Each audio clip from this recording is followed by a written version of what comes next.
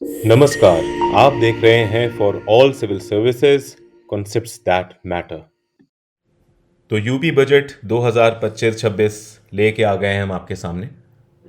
पूरा अपडेटेड सितंबर 2025 तक इसके सेट स्कीम्स और प्रोग्राम्स में जो भी कुछ इंपॉर्टेंट डेवलपमेंट्स हुए हैं as in current affairs also, वो सारे के सारे हम लोग यहाँ पर इस तरह से लेके आ गए हैं आपके लिए। ये नोट्स हैं, मुझे नोट्स से सप्लीमेंट करना पड़ा क्योंकि मैं वेट कर रहा था कि शायद नई वाली घटना चक्र में कुछ अच्छे से दिया होगा। हालांकि अनफॉर्चुनेटली अभी तक मेरे पास वो पहुंची नहीं, इवन दो 19 तारीख से मैंने उसको कर रखा है ऑर्डर।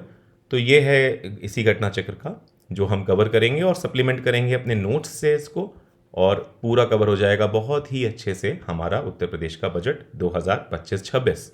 ठीक है, यहाँ पर मत ध्यान दीजिएगा, ये इन्होंने मिसप्रिंट किया हुआ था तो इसको सही कर लेंगे, 25-26 ही है। ठीक है, ये मिसप्रिंटेड था। खैर, शुरू करते हैं बजट से। थोड़ा सा पहले स्टार्टिंग का इसका पढ़ेंगे, बाकी फिर नोट्स पे आ जाएंगे, उसके बाद वापस यहाँ पे आ जाऊँगा मैं। ठीक है, उत्तर प्रदेश गवर्नमेंट ने under chief minister Yogi Adityanath present किया है अपना 9th budget for the financial year 2025-26। तो उत्तर प्रदेश के चीफ मिनिस्टर योगी आदित्यनाथ के अंडर ये 9th बजट है। ओके, फरवरी 20 2025 को इसे पेश किया गया था। फाइनेंस मिनिस्टर हैं सुरेश खन्ना जी, जिन्होंने अनवील किया है ये बजट। ये बजट का टोटल आउटले यानी कि टोटल बजट जो है वो है ₹8,08,736.06 करोड़ रुपीस का। ठीक है, यानी 8.09 लाख रुपीस अप्रॉक्सीमेटली, आप ये भी कह सकते हैं। ठीक है, अदरवाइज एग्जैक्ट फिगर ये है, ये आपको याद रखना पड़ेगा। ये मार्क करता है एक 9.8% increase from previous year provision. Okay, in line with Yogi governments previous budget, ये भी फोकस करता है infrastructure, education, health, social security और इकोनॉमिक ग्रोथ, इन पांचों चीज़ों पे। ठीक है, इसका फोकस ये पांचों चीज़ें हैं। उसके अलावा जैसे हम जानते ही हैं किस तरह से इनके लगातार सारे ही बजट, प्रीवियस बजट्स प्रधानमंत्री के 5T विजन पे थे, वो भी सब देख लेंगे आगे। तो ये भी है, यहाँ पे नहीं लिखा हुआ है, बट वो उसमें कुल मिला के चीज़ें ऐसी आती हैं: infrastructure, education, health, social security, economic growth. Okay, खैर, बजट एस्टिमेट्स पे आ गया है तो ये सब हम बाद में यहाँ से पढ़ेंगे फटाफट।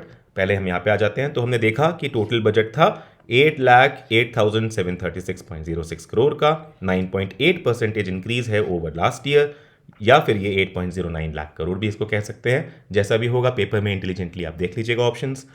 GSDP जो था 2024-25 का, वो था 27.51 लाख करोड़ रुपीस। ठीक है, 2025-26 का GSDP यानी फिर ग्रॉस स्टेट डोमेस्टिक प्रोडक्ट है GSDP। जैसे GDP होता है नेशनल का, वैसे ही स्टेट का GSDP। तो 2025-26 के लिए ये है, ये इसको एस्टिमेटेड है 30.77 लाख करोड़। ठीक है, ये एस्टिमेटेड है और ये वो है जो प्रोविजनल अभी पहुंच गया है हमारे 2024-25 तक। ठीक है, अब देखिए बेसिकली क्या है इसमें, मैं आगे आपको दिखाऊंगा। 2023-24 के आंकड़े भी इंपॉर्टेंट होंगे इस बजट में जो दिए हुए हैं। वो इसलिए इंपॉर्टेंट होंगे क्योंकि उनकी घोषणा बहुत जोरों शोरों से करी गई थी इस बजट की स्पीच के दौरान। ठीक है, तो वो भी आपको दिखाएंगे। 11.51% का उसमें GDP ग्रोथ दिखाया है ना, GSDP ग्रोथ नॉमिनल फिगर है, बट 11.51% है तो नोटेबल है। खैर, वो सब आगे देखेंगे, अभी यहाँ का देखते हैं। तो देखिए, करंट अफेयर्स में हमने देखा था कि CM योगी ने जनवरी 2025 में अनाउंस किया था कि अपना एक एस्पिरेशनल टारगेट कि हम उत्तर प्रदेश की इकोनॉमी को $1 ट्रिलियन इकोनॉमी बनाएंगे। कब तक? बाय 2029। मैंने आपको ये भी बताया था करंट अफेयर्स में किस तरह से टारगेट हम लोग थोड़ा सा पोस्टपोन करते करते अब 2029 पे आ गए हैं, लेकिन आपको इन एनी केस 2029 याद रखना है अब। ठीक है, तो यूपी बजट 2025-26 की जो थीम है वो है वंचित को वरीयता। ठीक है, वंचित को वरीयता, ये आप याद रखेंगे, थीम थी। फोकस है 4 पिलर्स पे। Budget concentrates on the growth and welfare of poor यानी गरीब। ये देखिए 4 पिलर वही हैं जो हमने देखे थे पहले यूनियन बजट में भी। ज्ञान, ठीक है, G से गरीब, Y से यूथ, ठीक है, A से अन्नदाता और N से नारी, तो ये ज्ञान। ठीक है, देखिए प्रीवियस बजट की ही तरह ये बजट भी इंस्पायर्ड है प्रधानमंत्री नरेंद्र मोदी के 5T मंत्रा से। ठीक है, इनका जो 5T मंत्रा है क्या है वो? Trade, tourism, technology, tradition and talent. By focusing on these 5 areas state government aim कर रहा है कि ट्रांसफॉर्म करेगा उत्तर प्रदेश को from a labour exporting economy into a robust economic power. अब वो यहाँ से भी जाहिर है किस तरह से हम लोग US डॉलर 1 ट्रिलियन इकोनॉमी बनाने की बात कर रहे हैं उत्तर प्रदेश को 2029 तक, है ना। तो खैर हाईएस्ट एलोकेशन देख लेते हैं कि कौन से सेक्टर्स को हुआ है। ये हम अभी सिर्फ सेक्टर्स की बात कर रहे हैं। सबसे ज़्यादा जो एलोकेशन हुआ है वो इंफ्रास्ट्रक्चर डेवलपमेंट पे हुआ है, ठीक है। 22% of the budget, it seems कि 22% of the total budget outlay infrastructure development पर है, ठीक है। तो ये 1.7 लाख करोड़ है। ये इंक्लूड कर रहा है की spending on energy sector, energy sector में 61,070 करोड़ है, इंडस्ट्रीज जिसमें 24,000 करोड़ है, अर्बन डेवलपमेंट जिसमें 25,308 करोड़ है, ठीक है। तो आपको सिर्फ ये देखना है कि इंफ्रास्ट्रक्चर सेक्टर में सबसे ज़्यादा एलोकेशन है। सेकंड पे एजुकेशन सेक्टर पे है सबसे ज़्यादा एलोकेशन, जो कि 13% ऑफ होल बजट है, 1,06,360 करोड़ रुपीज़ का। और थर्ड पर है एग्रीकल्चर एंड अलाइड सर्विसेज, जिसमें 11% का आपका प्रोविजन है टोटल आउटले का बजट के। ये है 89,353 करोड़ का। दूसरे एलोकेशंस की बात करें इसमें तो मेडिकल और हेल्थ सेक्टर में 50,550 करोड़ का है, जो कि 6% ऑफ टोटल बजट है। सोशल सिक्योरिटी प्रोग्राम्स के लिए 4% ऑफ टोटल बजट का एलोकेशन है।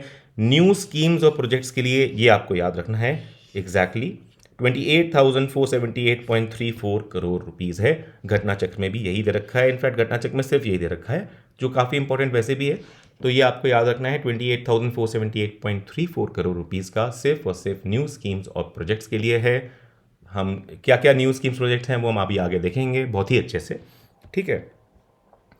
Top allocations in the scheme, तो देखिए old age farmer pension schemes को सबसे ज़्यादा एलोकेशन दिया गया है। अगर सिर्फ स्कीम्स की बात कर रहे हैं हम लोग कि स्कीम में सबसे ज़्यादा एलोकेशन कौन सी 3 स्कीम्स को हुआ है, तो नंबर 1 पे old age farmer pension scheme है, जिसको एलोकेशन हुआ है 8,105 करोड़। देखिए मैंने टॉप 3 लिखे हैं यहाँ शॉर्ट नोट्स में, क्योंकि टॉप 3 ज़्यादा इंपॉर्टेंट होंगी। घटना चक्र में इन्होंने लगभग 8 स्कीम टॉप की दे रखी हैं, तो उसमें आपको इशू नहीं आएगा अगर और भी देखने हो तो, ठीक है। सो सेकेंड पर है मनरेगा, इसको है 5,372 करोड़ का एलोकेशन। और तीसरे नंबर पर है प्रधानमंत्री आवास योजना रूरल, PMAY रूरल, इसका है 4,882 करोड़ का एलोकेशन, ठीक है। तो ये तीनों आपको इस तरह से देखने हैं, ठीक है। हल्का सा बैक ऑफ माइंड में रखना है, 8,105 करोड़ स्पेशली रखना है ओल्ड एज या फार्मर पेंशन स्कीम के लिए। अब एक बार क्योंकि सबसे ज़्यादा एलोकेशन इसको हुआ है तो हल्का सा इसके बारे में हम देख लेंगे। यूपी की ओल्ड एज पेंशन स्कीम जो है ये मंथली पेंशन देती है ₹1,000 की मंथली पेंशन देती है, ₹1,000 की। ये पेंशन डिसबर्स होती है ऑनलाइन डायरेक्टली बेनिफिशरी को, DBT होता है इसका, डायरेक्ट बैंक ट्रांसफ़र होता है, ठीक है, बेनिफिशरी के बैंक अकाउंट में। एलिजिबिलिटी क्राइटेरिया है कि जिनकी एज 60 ईयर से 150 ईयर्स, देखिए 150 ईयर्स दे रखी है, मैंने सिर्फ ओल्डर लिख दिया क्योंकि 150 ईयर्स तक की एज का कोई मतलब है नहीं, तो 60 ईयर्स और ओल्डर, ओके। इनकम है annual income not exceeding 46,080 rupees in rural areas and 56,460 rupees in urban areas, ठीक है। ये अब तक का है। ये एनुअल इनकम की बात हो रही है, बहुत पुरानी स्कीम है एक्चुअली ये। तो applications are made entirely online through social welfare departments portal. देखिए सोशल वेलफेयर डिपार्टमेंट की स्कीम है, ये आपको हमेशा याद रखना पड़ेगा, ठीक है। बल्कि एक चीज़ है जो कहीं पर दे नहीं रखी होती है, और ये है कि इसको लॉन्च किया गया था 15 अगस्त 1995 में, 1995 आप याद रखिएगा, ये बहुत इंपॉर्टेंट है इस बार क्योंकि बहुत बड़ा एलोकेशन दिया है इसको, ठीक है, सबसे बड़ा स्कीम्स में। तो 15 अगस्त 1995 में इसको लॉन्च किया गया था as a component of NSAP। देखिए NSAP क्या है, नेशनल सोशल असिस्टेंस प्रोग्राम, और ये एक core of the core scheme है, ठीक है, core of the core scheme है। आप जानते ही होंगे कोर स्कीम, तो उसमें कोर ऑफ द कोर जो 8 स्कीम्स हैं उनमें से एक स्कीम NSAP है, नेशनल सिक्योरिटी असिस्टेंस प्रोग्राम, और उसी का कंपोनेंट है ये स्कीम, यूपी की ओल्ड एज पेंशन स्कीम, ठीक है, जो हमने देखा इसको हाईएस्ट एलोकेशन है। खैर आगे बढ़ते हैं। Revenue surplus for 2025-26, revenue surplus की बात कर रहे हैं हम लोग। देखिए रेवेन्यू सरप्लस हुआ है, लास्ट ईयर भी रेवेन्यू सरप्लस ही हुआ था उत्तर प्रदेश के लिए। ये एक बहुत अच्छा है कि हमें राजस्व घाटा ना होकर उल्टा सरप्लस हो रहा है ना। ये पॉइंट करता है कि किस तरह से हम लोग एक प्रोग्रेसिव डायरेक्शन में जा रहे हैं, ओके। तो देखिए ये एस्टिमेटेड है 2025-26 के लिए 2.6% ऑफ जीएसडीपी। यूपी का जीएसडीपी का 2.6% एस्टिमेटेड है, या फिर 79,516.36 करोड़ रुपीस। ये मार्क कर रहा है एक increase from the revise estimate of 2024-25। देखिए 2024-25 के रिवाइज एस्टिमेट के हिसाब से ये 2.1% ऑफ जीएसडीपी था उसका, ठीक है, पिछले साल, और इसकी वैल्यू थी 59,008 करोड़ रुपीस। तो उससे काफ़ी बढ़ गया है ना, कि 59,000 और 79,500 में बहुत डिफरेंस है, ठीक है। तो काफ़ी बढ़ गया है, आप देख लीजिए। तो इसलिए आपको ध्यान रखना पड़ेगा थोड़ा सा, ये घटना चक्र में नहीं दिया हुआ है, ये एडिशनल इन्फॉर्मेशन है और इंपॉर्टेंट भी इंफॉर्मेशन है, ठीक है। रेवेन्यू सरप्लस ऐसा है। नोट देख लीजिए अभी क्या है, ये देखिए, ये एक आ गया करंट अफेयर, ये भी बहुत इंपॉर्टेंट बात है। लेटेस्ट सीएजी रिपोर्ट जो सितंबर 2025 में रिलीज हुई है, वो शो करता है कि Uttar Pradesh with a revenue surplus of 37,000 crore rupees. देखिए इसमें ऐसा बोला हुआ है, फिजिकल ईयर 2023 की बात करी है, क्योंकि हमें फिजिकल ईयर 2023 में भी रेवेन्यू सरप्लस हुआ था, फिर 24 में भी हमें रेवेन्यू सरप्लस हुआ था, जो हमने देख ही लिया है कितना हुआ था, 59,008 रुपीज़ का ये वाला हुआ था, है ना। और 2025 में जो हमारा एस्टिमेटेड है वो है 79,516 रुपीज़। तो इसलिए यहाँ पर ये करंट अफेयर हो जाता है बहुत ज़्यादा इंपॉर्टेंट कि सीएजी की लेटेस्ट रिपोर्ट जो आई है सितंबर 2025 में, उसके हिसाब से उत्तर प्रदेश का 2023 का जो रेवेन्यू सरप्लस था 37,000 करोड़ रुपए का, उसके साथ ही उत्तर प्रदेश, जितने भी स्टेट हैं इंडिया में, 16 ऐसे स्टेट हैं सीएजी रिपोर्ट के हिसाब से जो कि रेवेन्यू सरप्लस स्टेट्स हैं। भारत में 16 स्टेट्स, याद रखिएगा, 16 स्टेट्स रेवेन्यू सरप्लस स्टेट हैं इस रिपोर्ट के हिसाब से, और उसमें लीड कर रहा है उत्तर प्रदेश, यानी कि उत्तर प्रदेश फर्स्ट पर है। सबसे ज़्यादा जो वैल्यू है रेवेन्यू सरप्लस की वो उत्तर प्रदेश की है, और सेकंड पे गुजरात है, मैं लिख देता हूँ, सेकंड पर गुजरात है, ठीक है, सेकंड पे गुजरात है, आप ऐसे याद रखिएगा, सेकंड पर गुजरात है, फर्स्ट पे उत्तर प्रदेश है, ठीक है। ये इंडिकेट करता है एक positive shift in states economic performance and reflects the impact of policies under chief ministers Yogi Adityanath leadership. Okay, तो आउट ऑफ टोटल एक्सपेंडिचर या जो बजट है हमारा 8,08,736 करोड़ का, इसमें से जो रेवेन्यू एक्सपेंडिचर है हमारा, जो कि हम लोगों को हमेशा लगता है कि कम ही होना चाहिए क्योंकि इंपॉर्टेंट है वो कम रहे, ये ज़्यादातर सैलरीज और पेंशन और इन सब चीज़ों में जाता है, तो रेवेन्यू एक्सपेंडिचर हमारा बहुत बड़ा है। वो है 5,83,174.57 करोड़, जो कि मतलब लगभग 79% का है, ठीक है। तो आप ये चीज़ गौर से देखिए। आपको ये भी बता दें कि पिछले साल के मुकाबले ये इंक्रीज़ है, ठीक है, ओवर 2024-25 का जो रिवाइज एस्टिमेट है उसके मुकाबले इसमें 19% का इंक्रीज़ है रेवेन्यू एक्सपेंडिचर में हमारे, ठीक है, 19% का इंक्रीज़ है। ये इंडिकेट कर रहा है projected rise in governments recurring expenses ना, जैसे सैलरीज, पेंशन्स वगैरह हम देते हैं, वो सारे। खैर देखिए कैपिटल एक्सपेंडिचर, यूपी गवर्नमेंट का जो इस समय कैपिटल एक्सपेंडिचर यहाँ पर एस्टिमेटेड दिया हुआ है 2025-26 में, वो 2,25,561.49 करोड़ रुपीज़ है, जो कि लगभग 20.5% ऑफ द टोटल बजट है। ये आप याद रखेंगे, ये ज़्यादा इंपॉर्टेंट है। रेवेन्यू वाला उतना इंपॉर्टेंट नहीं था, ये वाला ज़्यादा इंपॉर्टेंट है।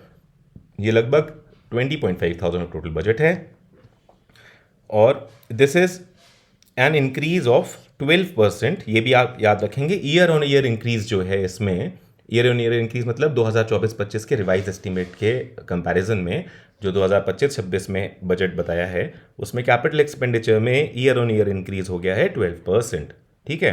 तो ये बहुत अच्छी बात है और बहुत इंपॉर्टेंट भी है। This shows a renewed emphasis on infrastructure development and asset creation. देखिए आपको मैंने यूनियन बजट के फर्स्ट लेक्चर में कॉन्सेप्ट्स बहुत अच्छे से क्लियर करे थे, तो उसी का पार्ट है। कैपिटल एक्सपेंडिचर बहुत इंपॉर्टेंट होता है, किस तरह से हम लोगों को कौन से एसेट क्रिएशन करने हैं या इंफ्रास्ट्रक्चर डेवलपमेंट करना है, इस पर बहुत कुछ मैटर करते हैं चीज़ें for actual development of a state, लोगों के भी वेलबींग के लिए भी इनफैक्ट, और उनकी जॉब अपॉर्चुनिटीज़ के लिए भी। खैर, तो इसमें इंक्रीज़ है 12% का, हमने देख लिया टोटल बजट का ये 20.5% है। हम अब स्पेसिफिकली देख लीजिए इसमें कैपिटल आउटले कितना है। जो कैपिटल आउटले है, कैपिटल आउटले एम करता है वो creating assets and generating jobs, ठीक है, स्पेसिफिकली एम करता है वो creating assets and generating jobs. तो इस टोटल 2,25,561 करोड़ में से 1,65,242 करोड़ रुपीज सिर्फ कैपिटल आउटले के लिए ही हैं, which aims at creating assets and generating jobs, ठीक है। तो ये भी इंपॉर्टेंट हो जाएगा, ये भी आप हल्का सा ध्यान बैक ऑफ माइंड में रखिए। It reflects a strategic shift towards growth oriented investments, okay. So अब देखिए, एक नोट है कि रेवेन्यू एक्सपेंडिचर जो था 2024-25 का वो बजटेड था 5,32,000 इतना इतना, ठीक है, कोई बात नहीं। जो रिवाइज आया वो यहाँ पर इतना आ गया 4,88,598 करोड़, मतलब ये डिक्रीज हो गया। इसका मतलब कि क्या है, यहाँ पे देखा गया decrease of 8% from the budgeted amount. Budget में तो ज़्यादा दिया गया था, लेकिन जो रिवाइज आया, फाइनल जो आया है अकाउंट, वो डिक्रीज होके आया है, 8% का डिक्रीज दिखाया है इसमें। ये सजेस्ट कर रहा है कि some level of under spending compare to initial estimates के। इनिशियल एस्टिमेट तो उतने थे तो उतनी स्पेंडिंग तो बनती थी, लेकिन यहाँ पे कुछ अंडर स्पेंडिंग देखी गई है। इसका मतलब कि वो पूरा बजट के अमाउंट को यूटिलाइज नहीं कर पाए, ठीक है। तो कहीं ना कहीं पे ये क्वेश्चन उठता है कि यार यूटिलाइज नहीं कर पाए, ऐसा क्यों? मार्च रश ऑलरेडी एक प्रॉब्लम होता है, फाइनेंशियल ईयर जब एंड होने वाला होता है तब आप सारा पैसा इधर उधर कर रहे होते हो या सड़क तोड़ के दोबारा बना रहे होते हो फालतू में। ये सब चीज़ें भी देखी गई हैं कई स्टेट्स में, तो ऐसा भी हो जाता है। खैर, मार्च रश एक कॉमन फिनोमेना है, बट उसके बावजूद अंडर स्पेंडिंग तब भी है अगर, तो ये थोड़ा सा एक सवालिया निशान उठाता है। कैपिटल एक्सपेंडिचर में देखिए, अब आपको जान के बहुत हैरानी होगी कि 2024-25 के जो आंकड़े हैं ये इंपॉर्टेंट भी हैं, ठीक है। 2024-25 में बजटेड अमाउंट था 2,03,782.38 करोड़, ठीक है, जबकि रिवाइज जो आया है वो है 1,47,719 करोड़। अब देखिए इसमें क्या हो गया है, यहाँ पे देखा गया है decrease of 5% from the budgeted amount, ठीक है, बहुत, बल्कि 5% का शायद गलत लिख दिया मैंने, बहुत बड़ा परसेंटेज है यहाँ पर जो कि डिक्रीज दिया देखा गया है यहाँ पे, ठीक है। Similar to revenue expenditure there was a gap between the budgeted and actual expenditure. अब ये चिंता का विषय है कि आप अपना बजट जो आपने डेवलपमेंट के लिए भी निकाला था एज एन कैपिटल एक्सपेंडिचर के लिए, वो भी आप नहीं यूटिलाइज कर पाए, और जो आपने रेवेन्यू एक्सपेंडिचर के लिए निकाला था वो भी आप नहीं यूटिलाइज कर पाए। तो इसलिए यहाँ पे क्या हुआ, हिंदुस्तान टाइम्स ने एक खबर निकाली थी, इसलिए मैंने यहाँ पे देखिए डाला भी है, ठीक है। ये मेंस के लिए भी इंपॉर्टेंट है, प्री के लिए भी इंपॉर्टेंट है, आपकी अंडरस्टैंडिंग के लिए भी इंपॉर्टेंट है कि हम लोग सिर्फ खुश अगर होते रहेंगे देख देख के बड़े बड़े आंकड़े, उसका कोई मतलब नहीं है, ये भी पता होना चाहिए। अंडर स्पेंडिंग कंसर्न्स हैं the gap between budgeted and revise estimates for both revenue and capital expenditure in 2024-25 according to Hindustan Times highlights the challenge of efficient fund utilisation and timely project execution, ठीक है। Addressing this gap would be crucial for the effective implementation of budget's development oriented goals, ठीक है। तो इसलिए budget के development oriented goals जो हैं उसके इफेक्टिव इंप्लीमेंटेशन के लिए इस गैप को एड्रेस करना बहुत ज़रूरी है। अगर ऐसा चलता ही रहेगा तो इतने बड़े बड़े आंकड़ों को दिखाने का कोई मतलब नहीं रहेगा। खैर, अगला आगे चलते हैं तो देखते हैं कि फिस्कल डेफिसिट क्या है यूपी के बजट 2025-26 में। ये एस्टिमेटेड है एट 91,400 करोड़, जो कि है 2.97% ऑफ यूपी का जीएसडीपी, ठीक है। यूपी के ग्रॉस स्टेट डोमेस्टिक प्रोडक्ट यानी जीएसडीपी का 2.97% है, जो कि सही है, क्योंकि एफआरबीएम एक्ट के हिसाब से भी जो मैंडेट करता है कि not more than 3% of GSDP हो, ये उसको ओबे कर रहा है, एफआरबीएम एक्ट को ओबे कर रहा है, तो सही है, ठीक है। ये अमाउंट है 91,400 करोड़। कॉन्सेप्ट्स में मैंने आपको यूनियन बजट के पहले लेक्चर में बताया था फिस्कल डेफिसिट किस तरह से जो भी अमाउंट निकलता है, इसका मतलब होता है कि अब ये गवर्नमेंट, जैसे यहाँ पे ये स्टेट गवर्नमेंट है, तो अब यूपी गवर्नमेंट इतना अमाउंट करेगी बोरो, इसको क्या करना पड़ेगा, बोरो करना पड़ेगा। इसका मतलब क्या, ऐड होगी इसकी डेट, ये सब कुछ इसके डेट में ऐड होगा, ठीक है, DEBT डेट, ठीक है, स्टेट के डेट में ऐड होगा। तो ये कब ऐड होगा, ये अगले साल इतना ही अमाउंट जो अभी इसका स्टेट का डेट है उसमें ये एज इट इज ऐड हो जाएगा। यूपी की डेट कितनी है शायद उतना इंपॉर्टेंट ना हो, तो मैंने इसमें डाला भी नहीं है। नोट देखें, फिस्कल डेफिसिट वैसे मैं बता देता हूँ लगभग 30% की है, अप्रॉक्सीमेटली 30% है यूपी डेट, ठीक है। उत्तर प्रदेश की जो डेट है ये वैसे ज़्यादा इंपॉर्टेंट है नहीं, 29 पॉइंट समथिंग है, ठीक है, 29 पॉइंट समथिंग है, एग्जैक्ट फिगर मुझे को नहीं याद है, बट 30% आप लगभग याद रखिए, तो इससे आप ऑप्शन ठीक कर लेंगे अगर गलती से आ भी गया। ठीक है, यूपी की अपनी जो डेट है वो ऐसी है। फिजिकल डेफिसिट फॉर 2024-25 प्रोजेक्टेड था to be 3.4% of the GSDP. ठीक है, तो अब क्या हुआ है, 2025-26 के लिए हमने देखा है कि ये डिक्रीज करा गया है, कितना हो गया है अब 2.97% हो गया है ना। 2.97% पे एस्टिमेटेड है कि इस बार ऐसा रहेगा, इतना है फिजिकल डेफिसिट। तो ये अच्छी बात है, फिजिकल डेफिसिट डिक्रीज होना अच्छी बात है। It is generally seen as positive sign of physical consolidation and financial health, क्योंकि देखिए बोरोइंग कम होगी ना आपकी, फिजिकल डेफिसिट कम होगा तो बोरोइंग कम होगी, तो डेट कम होगा। ओके, खैर उत्तर प्रदेश बजट फॉर 2024-25 ने अनाउंस किया है total of 28,478 crore of new schemes, जो कवर कर रहा है range of initiatives across different sectors. अब देखिए, अच्छा ये नीचे शिफ्ट हो गया गलती से, इन स्कीम्स को हम अभी देखेंगे, पहले छोटी सी एक चीज़ और देख लेते हैं यहाँ पे। ठीक है, पैसा कहाँ से आ रहा है, कहाँ से जा रहा है, वगैरह वगैरह, उसके बाद हम यहाँ से शुरू कर लेंगे न्यू स्कीम्स। ठीक है, ये बेसिकली उसका प्रीफेस था, इसके बीच में कुछ और आ गया है, बेसिकली जब पीडीएफ में सेव करते हैं कभी कभार ऐसा आ जाता है। खैर, जीएसडीपी एंड, तो अभी नेक्स्ट पॉइंट पे आ रहे हैं हम लोग, पॉइंट पे आ रहे हैं, जो ग्रॉस स्टेट डोमेस्टिक प्रोडक्ट है और उसके रिलेटेड 2023-24 के फिगर्स हम लोग एक बार देखेंगे। जो मैंने आपको बताया था कि 2023-24 के फिगर्स भी बहुत इंपॉर्टेंट है इस बार, क्योंकि बजट में उसको बहुत अच्छे से हाईलाइट किया गया था और गूंज गूंज के बताया गया था।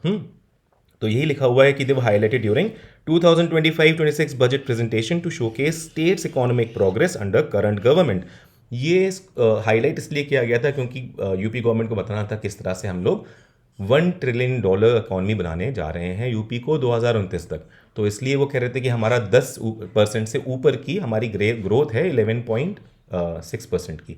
ठीक है, खैर देखते हैं। तो total GSDP at current prices for financial year 23-24 कितना था, 25.48 lakh crore. GSDP growth rate at current prices financial year 23-24 के लिए था 11.6%। आपको ये याद रखना है, ये इंपॉर्टेंट है। 11.6% फॉर 2023-24, ये सरपास कर रहा है नेशनल एवरेज जीडीपी ग्रोथ को, जो था 9.6% फॉर द सेम पीरियड। ठीक है, अब देखिए हमने 2023-24 में ही अभी सितंबर 2025 में आई सीएजी रिपोर्ट में भी देखा कि रेवेन्यू सरप्लस का भी एक वो इंपॉर्टेंट था, और दूसरा एक ये भी इंपॉर्टेंट है जो बजट में ही बोला गया है गूंज गूंज के। तो खैर, per capita GSDP financial year 2023-24 में 1,07,468 है। पर कैपिटा जीएसडीपी क्या है फाइनेंशियल ईयर 23-24 में, 1,07,468। अब देखिए जीएसडीपी रेट कांस्टेंट प्राइस पे जो था इसका, वो 7.48% था लगभग। हालांकि ये इंपॉर्टेंट नहीं है, आपको पता है अब गवर्नमेंट ने जो अप्रोच ले ली है, किस तरह से एक फ्लेक्सिबल अप्रोच ले ली है, उसमें बजट में भी जो मेंशन होता है वो हमेशा क्या कर देते हैं, बजट के जो मैक्रो इकोनॉमिक स्टेटमेंट होता है उसमें मेंशन कर देते हैं नॉमिनल जीडीपी ही अब। ठीक है, रियल जीडीपी मेंशन भी नहीं हो रहा है, तो खैर कोई बात नहीं। रियल जीडीपी 7.48% था, आपको यही याद रखना है, नॉमिनल जीडीपी जो कि 11.6% था। रियल जीडीपी कांस्टेंट प्राइस पे होता है, नॉमिनल जीडीपी करंट प्राइसेस या मार्केट प्राइसेस पे होता है। ठीक है, खैर सेक्टोरल कंट्रीब्यूशन है फॉर 2023-24 के लिए, वो देख लेते हैं। टर्शरी जो था वो सबसे ज़्यादा कंट्रीब्यूशन था विद 47.5%, सेकेंडरी का 28.35% और प्राइमरी का लीस्ट कंट्रीब्यूशन था 24.15%। Total per capita income at current prices financial year 2023-24 के लिए है 93,514 रुपीज़। ठीक है, ये है। और 2016-17 में पर कैपिटा इनकम थी 52,671 रुपीज़। ओके, अब एक नज़र मार लेते हैं हम लोग top taxes in UP in terms of revenue में। ठीक है, सबसे ज़्यादा tax in terms of revenue UP में कौन सा है, तो देखिए सबसे नंबर 1 पर है यूपी का स्टेट जीएसटी, सेकंड पर एक्साइज ड्यूटी है और थर्ड पर सेल्स टैक्स है। आप इसको ऐसे याद रख लीजिए, फर्स्ट पर यूपी का स्टेट जीएसटी ही है। ठीक है, सेकंड पर एक्साइज है, सेल्स टैक्स थर्ड पर है। लोग कंफ्यूज करते हैं सेल्स टैक्स को फर्स्ट पे करके या फिर एक्साइज को, वो ऐसा नहीं होगा। तो रुपी कम्स फ्रॉम, देखते हैं कहाँ से आ रहा है सबसे ज़्यादा पैसा। उत्तर प्रदेश की सरकार के पास सबसे ज़्यादा पैसा उत्तर प्रदेश की सरकार के पास आता है उसके ओन रेवेन्यू से, क्योंकि ये रेवेन्यू सरप्लस हमारा स्टेट बन चुका है पिछले कुछ सालों से, और इस समय नंबर 1 पर है इन टर्म्स ऑफ रेवेन्यू। तो खैर 37.4% जो शेयर है पूरे रेवेन्यू का वो यूपी सरकार का, उत्तर प्रदेश सरकार का स्टेट का ओन टैक्स रेवेन्यू है। सेकंड पर है सेंट्रल टैक्स ट्रांसफर्स जिसका पोर्शन है शेयर है 32.4%। थर्ड पर है पब्लिक डेट रिसीप्ट्स जिसका शेयर है 14.4%। फोर्थ पर है ग्रांट्स इन एड जिसका शेयर है 11.1%। और फिफ्थ पर है नॉन टैक्स रेवेन्यू जिसका शेयर है 3.1%। ठीक है। इसके अलावा अगर देखेंगे कि सबसे ज़्यादा एक्सपेंडिचर यूपी सरकार कहाँ कर रही है तो नंबर 1 पर है कैपिटल आउटले एक्सपेंडिचर। सबसे ज़्यादा एक्सपेंडिचर हो रहा है उत्तर प्रदेश सरकार का कैपिटल आउटले एक्सपेंडिचर। ये सब कुछ 2025-26 के लिए मार्क्ड है, देखिए, ठीक है, एस्टिमेटेड है। तो सबसे ज़्यादा जो प्लान है एक्सपेंडिचर करने का वो है कैपिटल आउटले एक्सपेंडिचर पे, और वो है उसका शेयर है 20.4%। ओके, आपको याद रखना, ये बहुत अच्छी बात भी है। इससे क्या होगा, एसेट का क्रिएशन होगा और एम्प्लॉयमेंट जनरेशन होगा। खैर, सेकंड पर अदर एक्सपेंडिचर्स आ जा रहा है जो है 16.8%। थर्ड पर जो है वो गवर्नमेंट एम्प्लॉय सैलरी है जो कि है 12.4%। फोर्थ पर पेंशन है जो कि 11.2%। फिफ्थ पर है एडेड इंस्टीट्यूशन की एम्प्लॉय की सैलरी जो कि है 9.8%। ठीक है, तो हमने टॉप 5 देख लिए दोनों में। अब देख लेते हैं न्यू स्कीम्स। ठीक है, हमने देखा ही था कि न्यू स्कीम का जो टोटल बजट एलोकेशन है 28,478 करोड़ रुपीस का है टोटल न्यू स्कीम्स का 2025-26 के बजट में। तो आइए अब इन न्यू स्कीम्स पे एक नज़र मारते हैं। तो जो हम अभी स्कीम्स पे नज़र मार रहे हैं वो है related to infrastructure and industrial development. तो देखिए 4 न्यू एक्सप्रेसवेज बन रहे हैं, 4 न्यू एक्सप्रेसवेज। इनके बारे में हमने करंट अफेयर्स जो यूपी का था उसमें भी पढ़ा था। इनका बजट एलोकेशन भी यहाँ पर देख लेते हैं। टोटल बजट एलोकेशन था 1050 करोड़ रुपीस का। ठीक है, ये इन एक्सप्रेसवेज के लिए। और सबसे इंपॉर्टेंट एक्सप्रेसवेज इन 4 में जो रहेगा वो मैं आपको पहले ही बता दूं, वो है Agra Lucknow expressway to Ganga expressway को कनेक्ट करता हुआ एक ग्रीनफील्ड एक्सप्रेसवे। क्या है?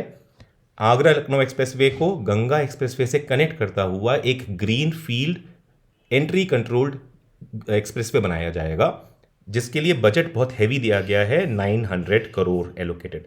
ये हाईएस्ट है इन चारों में से। देखिए टोटल एलोकेशन 1050 का है, उसमें से 900 करोड़ अगर इसी को दे दिया है तो ये एक्सप्रेसवे हो जाता है बहुत ज़्यादा इंपॉर्टेंट। ठीक है, फिर से बता रहा हूँ, आगरा लखनऊ टू गंगा एक्सप्रेसवे को ज्वाइन करने वाला एक ग्रीनफील्ड एक्सप्रेसवे बनाया जा रहा है। उसका बजट क्योंकि सबसे ज़्यादा इन चारों में से एलोकेट हुआ है, वो भी बहुत substantial amount 900 crore out of 1150 crore, तो इसलिए ये इंपॉर्टेंट हो जाता है। दूसरा है विंध्या एक्सप्रेसवे। विंध्या एक्सप्रेसवे जो कनेक्ट कर रहा है गंगा एक्सप्रेसवे को सोनभद्र से वाया प्रयागराज, मिर्ज़ापुर, वाराणसी एंड चंदौली। ठीक है, इसके लिए है 50 करोड़ रुपए। फिर है third Ganga expressway extension. Ganga expressway का एक्सटेंशन जो कि कनेक्ट करेगा मेरठ को हरिद्वार से। ठीक है, मेरठ को हरिद्वार से कनेक्ट करने वाला गंगा एक्सप्रेसवे का एक्सटेंशन, इसके लिए भी एलोकेटेड है 50 करोड़ रुपए। घटना चक्र में भी इसके बारे में एक बात लिखी हुई है कॉरिडोर के स्वरूप में, वो भी देख लेंगे आगे। बुंदेलखंड रेवा एक्सप्रेसवे, ये इसके लिए 50 करोड़ रुपए इसके लिए भी एलोकेटेड है। ठीक है, फिर एक डिफेंस इंडस्ट्रियल कॉरिडोर है नई स्कीम इंफ्रास्ट्रक्चर डेवलपमेंट में, इसके लिए प्रोवाइड करा गया है 461 करोड़ रुपीस, जो आपको याद रखना है। And it has been made to establish a defence corridor along the Bundelkhand Rewa expressway. ये आपको स्पेसिफिकली याद रहना चाहिए, बुंदेलखंड रीवा एक्सप्रेसवे पे ये डिफेंस इंडस्ट्रियल कॉरिडोर बनाएंगे। 461 करोड़ रुपीज़ एलोकेट किए गए हैं, और इसमें जो एस्टिमेटेड इन्वेस्टमेंट टोटल आना है वो 9500 करोड़ का प्रोजेक्टेड है। ठीक है, 9500 करोड़ का पूरा ये डिफेंस इंडस्ट्रियल कॉरिडोर बनके तैयार हो पाएगा बुंदेलखंड रीवा एक्सप्रेसवे पे। आर्टिफिशियल इंटेलिजेंस की सिटी बन रही है AI सिटी, इसका बजट है 5 करोड़ रुपए और ये बन रही है लखनऊ में। ठीक है, बहुत important. Cyber security research park, इसके लिए 3 करोड़ दिए गए हैं। ठीक है, एक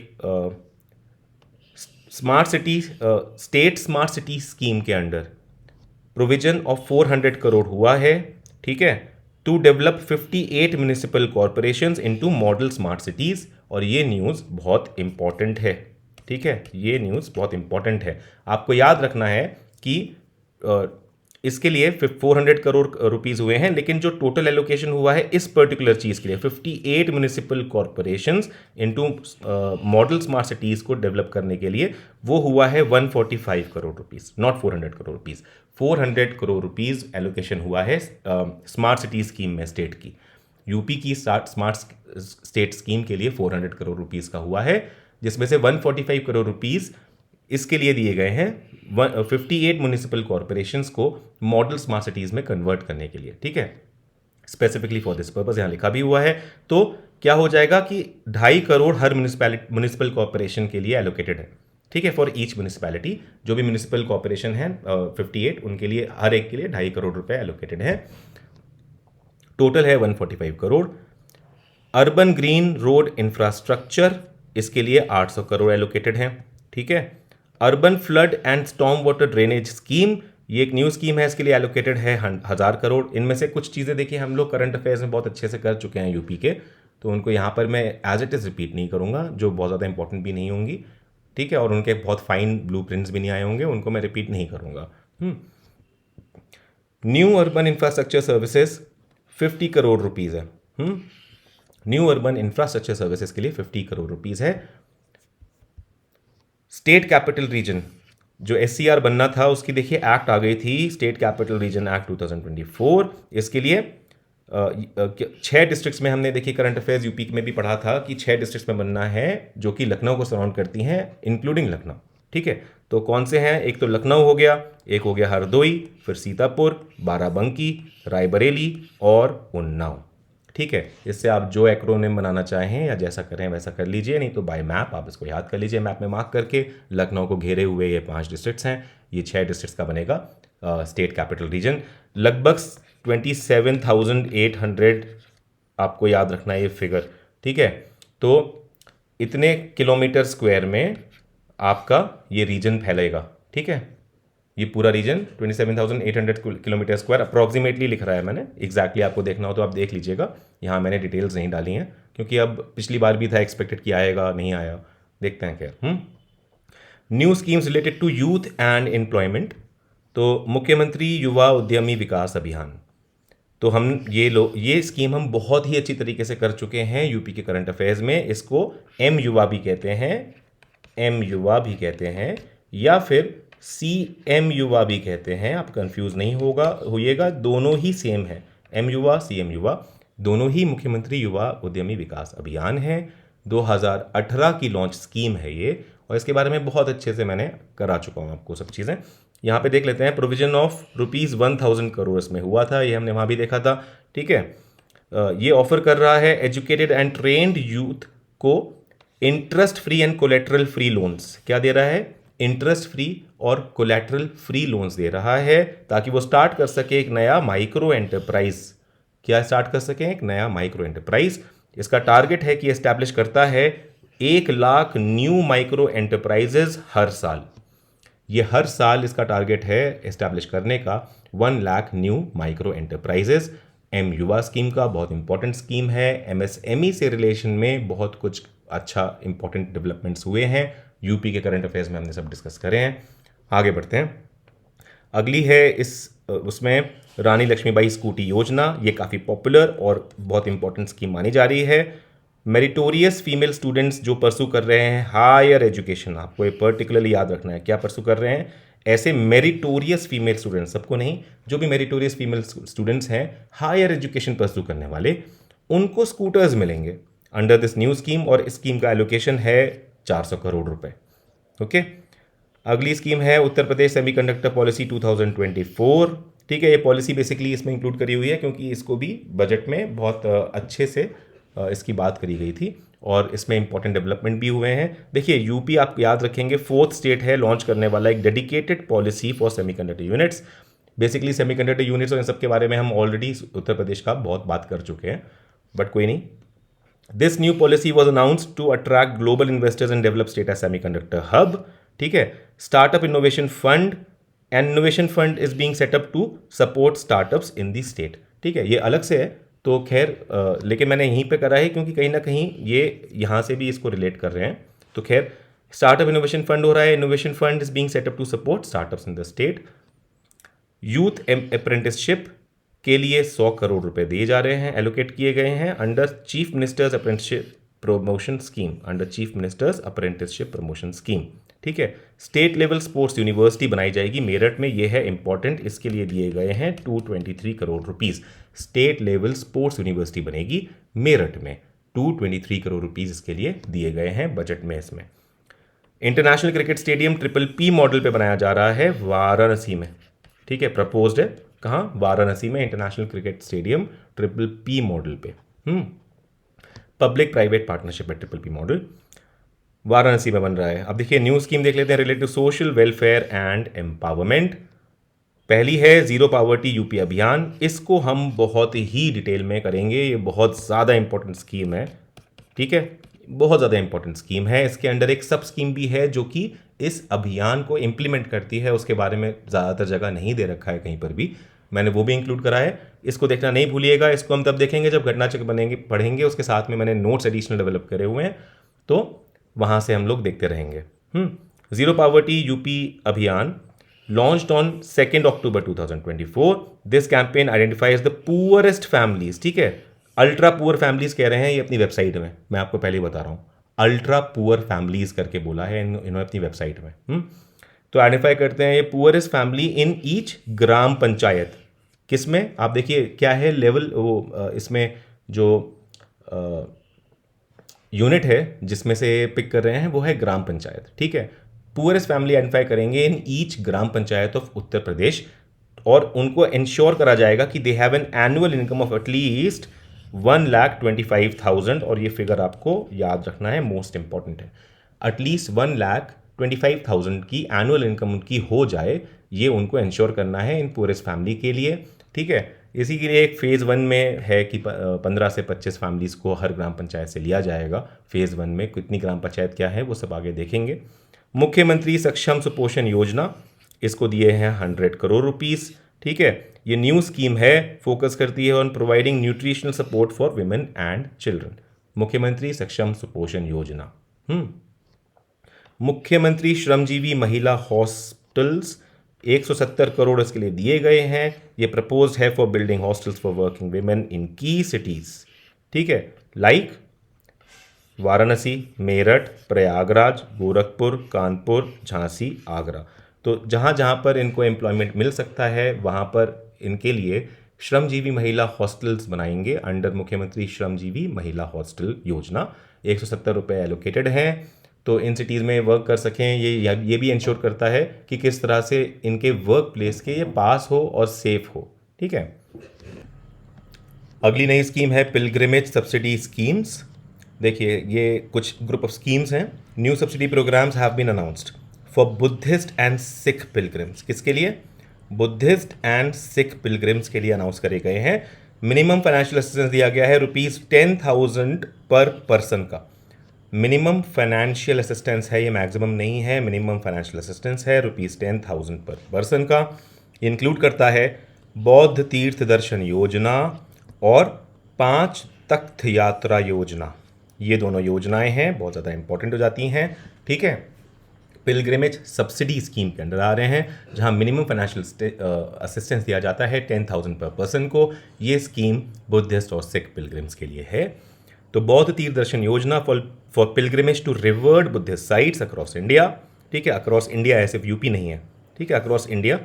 पंच Takht Yatra Yojana for pilgrimage to 5 sacred Sikh gurdwaras. Free food grain distribution, अगली scheme, free foods grain distribution. तो ये कंटिन्यू कर रहे हैं for 5 years from January 2024, covering 3.6 crore household. तो आपको देखना ये है कि कितने हाउस होल्ड्स कवर कर रहा है। 3.6 करोड़ हाउस होल्ड्स को कवर कर रहा है ये scheme, free food grain scheme. जनवरी 2024 से 5 साल तक के लिए, यानी 2029 के तक के लिए इसको एक्सटेंड किया गया है। Free LPG cylinders, beneficiaries of Ujjwala Yojana will receive 2 free LPG cylinders annually. देखिए इसमें ये हो गया ना, एक नया आ गया है कि उज्ज्वला स्कीम के अंडर अब they will receive 2 free LPG cylinders annually. ठीक है, हर साल। New scheme related to rural and agricultural development. मुख्यमंत्री ग्राम योजना एक न्यू स्कीम है जो इंट्रोड्यूस करी गई है with a budget of 200 crore. Budget of 200 crore मुख्यमंत्री ग्राम योजना। ये है for constructing missing rural road links. क्या कंस्ट्रक्ट करेगा? रूरल के रोड लिंक्स जो कि मिस हो रहे हैं। ये हमने करंट अफेयर्स में भी अच्छे से करा हुआ है, बहुत इंपॉर्टेंट है, आप देख लीजिएगा। तो किस तरह से कितने गांवों को ये लोग मेन रोड पे लाने के लिए मुख्यमंत्री ग्राम योजना के अंतर्गत काम कर रहे थे, तो वो सब कुछ हम करंट अफेयर्स में कर चुके हैं। खैर, it is for constructing missing rural road links and reconstructing the existing roads also. तो अगला है Uttar Pradesh forestry and horticulture university, जो कि बहुत ज़्यादा इंपॉर्टेंट है क्योंकि ये फॉरेस्ट्री और एग्रीकल्चर की यूनिवर्सिटी आ रही है गोरखपुर में। कहाँ आ रही है? गोरखपुर डिस्ट्रिक्ट में आ रही है। इसका बजट रहेगा 50 करोड़ रुपए। ये एक न्यू यूनिवर्सिटी है, एस्टेब्लिश होगी गोरखपुर डिस्ट्रिक्ट में। 50 करोड़ रुपए का इसमें बजट है। ये आपको याद रखना है। Uttar Pradesh forestry and horticulture university कहाँ बनेगी? तो गोरखपुर डिस्ट्रिक्ट में बनेगी। Mahatma Buddha agriculture and technology university कहाँ बनेगी? ये बनेगी कुशीनगर में। ठीक है, कुशीनगर डिस्ट्रिक्ट में बनेगी। इसके लिए बजट दिया है 100 करोड़ रुपए। ये दोनों ही आपको याद रखना है। देखिए, फॉरेस्ट्री हॉर्टिकल्चर यूनिवर्सिटी के लिए है 50 करोड़ रुपए, और एग्रीकल्चर एंड टेक्नोलॉजी यूनिवर्सिटी के लिए है 100 करोड़ रुपए। ठीक है। डिजिटल लाइब्रेरी बनेगी ग्राम पंचायत में। कहाँ बनेगी? ग्राम पंचायत में बनेगी। ओके। 454 करोड़ रुपीस एलोकेट करे गए हैं to set up digital libraries at the village level. Seed park development project है, ये बहुत इंपॉर्टेंट है। As part of UP seed self reliance policy 2024 की पॉलिसी है। इसका प्रोविजन है ₹251 करोड़ का। ठीक है। ये क्या करेगा? ये बूस्ट करेगा certified seed production in the country. ठीक है, बूस्ट करेगा certified seed production in the country. मुख्यमंत्री लघु सिंचाई योजना 1100 करोड़ इसके लिए एलोकेट किया गया है। 1100 करोड़, ये एक माइक्रो इरिगेशन स्कीम है, इसलिए लघु सिंचाई योजना है। ठीक है। New schemes related to education and medical education. ठीक है। तो देखिए, एक नया सैनिक स्कूल बनाया जाएंगे। ये 25 करोड़ इसके लिए एलोकेट किया गया है। Construction of this in Lucknow. कहाँ बनाया जाएगा? लखनऊ में बनाया जाएगा। न्यू मेडिकल कॉलेजेस बनाए जाएंगे। 27 करोड़ रुपीस और 25 करोड़ रुपीस एलोकेट करे हैं। कहाँ पर बनाए जाएंगे? बलिया और बलरामपुर में रिस्पेक्टिवली। ठीक है।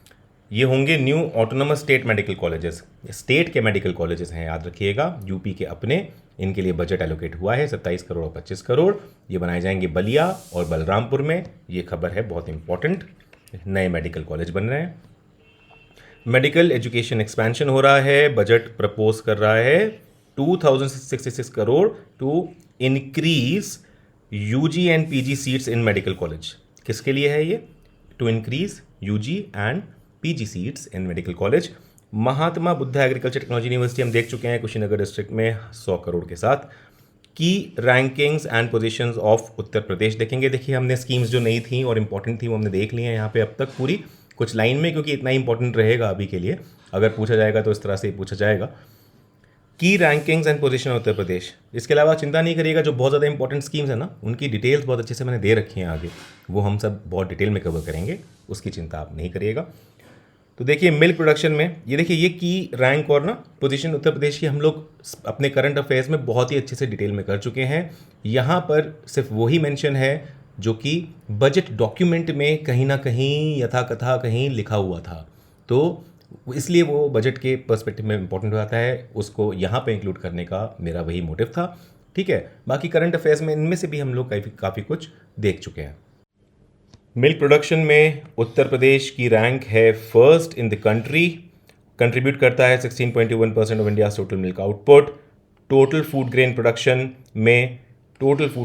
में उत्तर प्रदेश की रैंक फर्स्ट है इन द कंट्री, और ये लीड करता है in production of wheat, barley, sugar cane, potatoes and lentils. MSME units की बात करते हैं तो उत्तर प्रदेश लीड करता है नेशन में with around 96 lakh MSME units. ठीक है, नंबर ऑफ एमएसएमई यूनिट्स में। बाकी हमने इसमें और भी पैरामीटर्स देखे थे एएसआई रैंकिंग में, ठीक है, उसके डेटा में, तो इसके यूपी के करंट अफेयर्स में 3 चीज़ों में उत्तर प्रदेश नंबर 1 था, वो हम करंट अफेयर्स में देख चुके थे, यहाँ पे रिपीट नहीं करेंगे। इकोनॉमी साइज में उत्तर प्रदेश की रैंक है 3rd लार्जेस्ट इकोनॉमी, आप ये याद रखेंगे। उत्तर प्रदेश है 3rd लार्जेस्ट इकोनॉमी साइज में। एफडीआई इनफ्लोज में स्टेट की रैंक है 10th इन इंडिया, ये भी आप याद रखेंगे। उत्तर प्रदेश टॉप 10 में आ गया है एफडीआई इनफ्लोज के टर्म्स में, ठीक है। इन टर्म्स ऑफ क्यूमुलेटिव एफडीआई की बात हो रही है बिटवीन अप्रैल 2019 एंड दिसंबर 2024, ठीक है। क्यूमुलेटिव एफडीआई में 10th रैंक पे आ गया है टॉप 10 में। 2019 के अप्रैल से दिसंबर 2024 तक के एफडीआई क्यूमुलेटिव देखें तो। डिजिटल ट्रांजैक्शंस में उत्तर प्रदेश की रैंक फर्स्ट है, ठीक है। ये हमने करंट अफेयर्स में भी देखा था। डिजिटल फाइनेंशियल इंक्लूजन स्कीम जैसे पीएम जनधन योजना के अकाउंट्स में, पीएम सुरक्षा बीमा योजना, ठीक है, पीएम जीवन ज्योति बीमा योजना, अटल पेंशन योजना। फिर सॉफ्टवेयर प्रोडक्ट्स में Uttar Pradesh 4th highest exporter है सॉफ्टवेयर प्रोडक्ट्स का, ठीक है। सॉफ्टवेयर प्रोडक्ट्स के एक्सपोर्ट्स में Uttar Pradesh 4th highest exporter है फ्रॉम इंडिया और कंट्रीब्यूट करता है नियरली 10% ऑफ टोटल इंडिया की total IT and BPO exports, okay. अब देखिए, अब हम आते हैं यहाँ पर घटना चक्र में सीधे, और यहाँ से हम लोग पैरेलली सीधे सीधे अपने नोट्स पे जाते रहेंगे जब जब ये सब चीज़ें आती रहेंगी तब, ठीक है, और कंप्लीट करेंगे इस पूरे बजट को।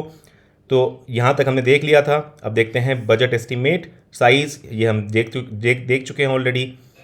न्यू स्कीम्स वर्थ रुपीज़ इतना, ये भी हम देख चुके हैं, ठीक है। ये भी इनमें से जो भी सब कुछ इंपॉर्टेंट था हम देख चुके हैं कि कैपिटल आउटले किस तरह से 5.37% है इस बार, है ना, 2025-26 के बजट में। टोटल एक्सपेंडिचर ये है। रेवेन्यू सरप्लस हमारा 2.58% है। फिस्कल डेफिसिट हमारा 2.97% है, एफआरबीएम के अंतर्गत आ रहा है, मतलब उसके इनर साइड में आ रहा है, 3% से नीचे है, ठीक है। उसकी वैल्यूज यहाँ दी हुई है। प्राइमरी डेफिसिट हमारा इतना है, तो ये हमने नहीं देखा था, यहाँ से आप नोट कर लीजिएगा, ठीक है। रुपी कम्स इन और रुपी गोज आउट, ये हम लोग देख चुके हैं बहुत अच्छे से, टॉप 5, ठीक है। तो इसमें आपको और देखना हो तो आप डिटेल में 5 के नीचे भी देख सकते हैं क्या क्या था, ओके। रिसीप्स की बात करेंगे, टोटल रिसीप्स 7,79,242.65 करोड़ है। टोटल रिसीप्स इंक्लूड करती हैं रेवेन्यू रिसीप्स और कैपिटल रिसीप्स। रेवेन्यू रिसीप्स हैं 6,62,690.93 करोड़ रुपीस, जबकि कैपिटल रिसीप्स हैं 1,16,551.72 करोड़ रुपीस, ठीक है। Share of tax revenue in revenue receipt is rupees इतना, ठीक है। Share of tax revenue in revenue receipts है इतना, ठीक है। अच्छा खासा शेयर है, बाकी नॉन टैक्स रिसीप्ट्स का रहता है, जैसा हमने अपने यूनियन बजट के पार्ट 1 में भी डिस्कस किए थे कॉन्सेप्ट्स, क्या होता है क्या नहीं होता है सब चीज़ें। This includes its own tax revenue of, तो इसका यूपी का इसमें से 5,50,172.21 करोड़ में यूपी का अपना टैक्स रेवेन्यू 2,95,000 करोड़ रुपीज़ है। 2,95,000 यानी 50% से भी ऊपर, ठीक है। तो state share in central taxes क्या है, 2,55,172.21 करोड़। तो आपको ये याद रखना है, यहाँ से बहुत इंपॉर्टेंट बात है कि यूपी का अपने रेवेन्यू रिसीप्ट्स में जो अपना खुद का शेयर है टैक्स रेवेन्यू का, वो हायर है देन जो स्टेट का शेयर आता है सेंट्रल टैक्स से, उससे, ठीक है। एक्सपेंडिचर की बात करेंगे, टोटल एक्सपेंडिचर बजट का टोटल अमाउंट ही है 8,08,736.06 करोड़ रुपीज़, और out of this 5,83,174.57 crore rupees को स्पेंड होगा ऑन रेवेन्यू अकाउंट, जबकि 2,25,561.49 करोड़ रुपीज़ का एक्सपेंडिचर होगा ऑन कैपिटल अकाउंट। ये हम अच्छे से देख चुके हैं। इसमें कितना कैपिटल आउटले है for asset creation and employment, वो भी हम देख चुके हैं, ठीक है। फिर है फिस्कल डेफिसिट, ये भी हम देख चुके हैं, इसको करने की दोबारा ज़रूरत नहीं है। फार्मर वेलफेयर, देखिए अब स्कीम्स आ गई हैं, तो अब देखते हैं फटाफट स्कीम्स को। पहला यहाँ लिखा है डायरेक्ट बेनिफिट ट्रांसफर्स, इसमें रुपीज़ 79,500 करोड़ रुपीज़ का प्रावधान है टू 3 करोड़ फार्मर्स ट्रांसफर करे गए हैं, ये बताया गया है 79,500 करोड़ रुपीस ट्रांसफर करे गए हैं टू 3 करोड़ फार्मर्स अंडर किसान सम्मान निधि योजना। किसान सम्मान निधि योजना पीएम किसान योजना जो कि लॉन्च हुई थी, हम देख लेते हैं यहाँ पे नोट्स में। पीएम किसान योजना जो कि किसान सम्मान निधि योजना होती है, प्रधानमंत्री किसान सम्मान निधि, इसका लॉन्च डेट दिसंबर 2018 की है। ठीक है, ये आप याद रखेंगे। ये एक सेंट्रल सेक्टर स्कीम है, सेंट्रली स्पॉन्सर्ड स्कीम नहीं है, सेंट्रल सेक्टर स्कीम है। इसका ऑब्जेक्टिव है प्रोवाइड करना financial assistance to land holding farmer families across India. ठीक है, छोटी छोटी चीज़ देख रहे हैं बस, बहुत ज़्यादा डिटेल में नहीं जाएंगे अंदर किस तरह से होता था, क्योंकि ये पुरानी स्कीम हो गई है, इतना ही पता होना चाहिए। प्रोवाइड करता है financial assistance to land holding farmer families across India, पूरे भारत में। ठीक है, इनकम सपोर्ट 6,000 रुपये एनुअली मिलते हैं, हर साल मिलते हैं 3 इक्वल इंस्टॉलमेंट्स में, मतलब 2-2 हज़ार रुपये के इंस्टॉलमेंट्स में पूरे साल में 6,000 रुपये मिलते हैं। एलिजिबिलिटी देखिए, ऑल लैंड होल्डिंग फार्मर्स, जिसमें सर्टेन एक्सक्लूजन्स हैं। एक्सक्लूजन कैसे होंगे? जो देखिए रिच फार्मर्स हैं या ज़्यादा लैंड होल्ड करते हैं, या जो मिनिस्टर्स हैं या इस तरह के लोग हैं जो कि वैसे फार्मर्स भी हैं बट मिनिस्टर्स भी हैं, या कोई गवर्नमेंट पोजीशन होल्ड करता हो, ये सारे इसमें एक्सक्लूजन है, वो इसका लाभ नहीं उठा पाते। हालांकि ग्रुप डी, गवर्नमेंट में ग्रुप डी के जो लोग होंगे तो ये इसका लाभ उठा पाएंगे। ठीक है, ये मैं आपको अलग से बता दे रहा हूँ ऐसे ही। ठीक है, ग्रुप डी के लोग इसका लाभ उठा पाते हैं, हालांकि ज़रूरत नहीं होगी पता करने की भी। बेनिफिशियरी आइडेंटिफिकेशन स्टेट करता है, ठीक है, या फिर union territories, in case of union territories. तो बेनिफिशियरी कौन कौन होंगे इसके, ये कौन तय करता है? स्टेट गवर्नमेंट तय करता है स्टेट के केस में, और यूनियन टेरिटरी की गवर्नमेंट तय करती है यूनियन टेरिटरीज के केस में। अब हम आते हैं आगे घटना चक्र के अगले उस पर। इसमें लिखा हुआ है 496 करोड़ का कंपनसेशन पे किया गया है 10 लाख इंश्योर्ड फार्मर्स को अंडर प्रधानमंत्री फसल बीमा योजना फाइनेंशियल ईयर 2024-25 में। ठीक है, तो ऐसी कोई बड़ी बात नहीं है, लेकिन फिर भी प्रधानमंत्री फसल बीमा योजना जैसे हमेशा पूछ ली जाती है, या पीएम किसान के बारे में भी कभी ना कभी ऐसे पूछ लिया जाता है, तो थोड़ा सा इनके बारे में हम देख लेंगे। पीएम किसान हम देख चुके हैं, अब प्रधानमंत्री फसल बीमा योजना के बारे में देख लेते हैं कि इसको लॉन्च किया गया था 2016 में। ये भी एक सेंट्रल सेक्टर स्कीम ही है, सेंट्रली स्पॉन्सर्ड स्कीम नहीं है। इसका ऑब्जेक्टिव है कि फाइनेंशियल प्रोटेक्शन देना है फार्मर्स को against crop losses caused by, अब देख लीजिए क्या है, नेचुरल डिजास्टर्स, पेस्ट, डिजीजेस, और भी हैं, हम आगे देख लेंगे कवरेज में यहाँ पे। ठीक है, देखिए कवरेज में देख ही लेते हैं पहले। तो कवरेज में caused by what, natural disasters हो या पेस्ट एंड डिजीजेस की वजह से कुछ खराब हो जाए तो भी इंश्योरेंस मिलेगा, या पोस्ट हार्वेस्ट लॉसेज हो आपके तो भी आपको इंश्योरेंस मिलेगा। बल्कि इसमें लोकलाइज्ड कैलामिटीज़ या लोकलाइज्ड डिजास्टर आप समझ लीजिए, वो भी इसमें इंक्लूडेड हैं।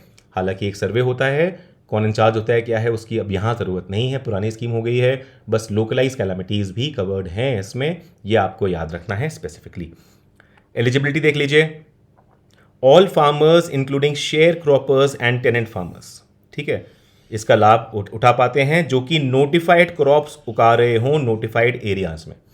क्या उगा रहे हों? Notified crops in notified areas. हालांकि एक प्रोविजन ये भी है कि in case of some emergency, जो कि आप ऑलरेडी डिस्ट्रिक्ट में अपने या फिर वहाँ पे एरिया में बताएंगे उन अथॉरिटीज़ को जो रिस्पॉन्सिबल हैं, तो वो वहाँ पे जारी करते हैं कि आप नोटिफाइड एरिया में नॉन नोटिफाइड क्रॉप भी उगा पाते हैं। अगर मान लीजिए किसी क्रॉप में इस तरह का डिजीज़ लग रहा है कि वो पूरे एरिया के लिए खतरनाक हो रहा है, या इस तरह की कोई कंडीशन आ रही है, तो दूसरा क्रॉप भी उगा सकते हैं, और उसमें 25% तक का कवरेज हो जाता है इंश्योरेंस में।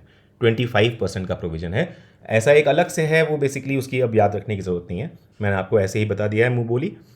तो खैर, प्रीमियम रेट्स देख लीजिए, 2% हैं खरीफ क्रॉप्स के लिए, खरीफ क्रॉप्स के लिए 2% है, 1.5% है राबी क्रॉप्स के लिए, और 5% है फॉर एनुअल कमर्शियल या horticultural crops.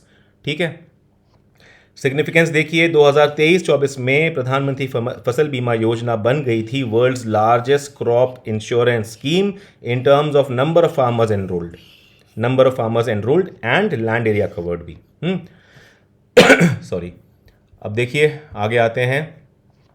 Modernisation and productivity में 22,089 सोलर पंप्स को इंस्टॉल किया गया है अंदर पीएम कुसुम योजना इन ईयर 2024। ठीक है, ये भी कोई बात नहीं, इसके बारे में थोड़ा सा देख लेते हैं। पीएम कुसुम योजना जो थी ministry of new and renewable energy की स्कीम है। ठीक है, पीएम कुसुम योजना, इसके अंदर सोलर पंप्स लगाते हैं। 3 कैटेगरीज होती हैं, वो यहाँ पे लिखी नहीं है मैंने और ना लिखने की ज़रूरत है, छोटा छोटा दिख रहा होगा आपको, कोई बात नहीं, यहीं पे देख लीजिए।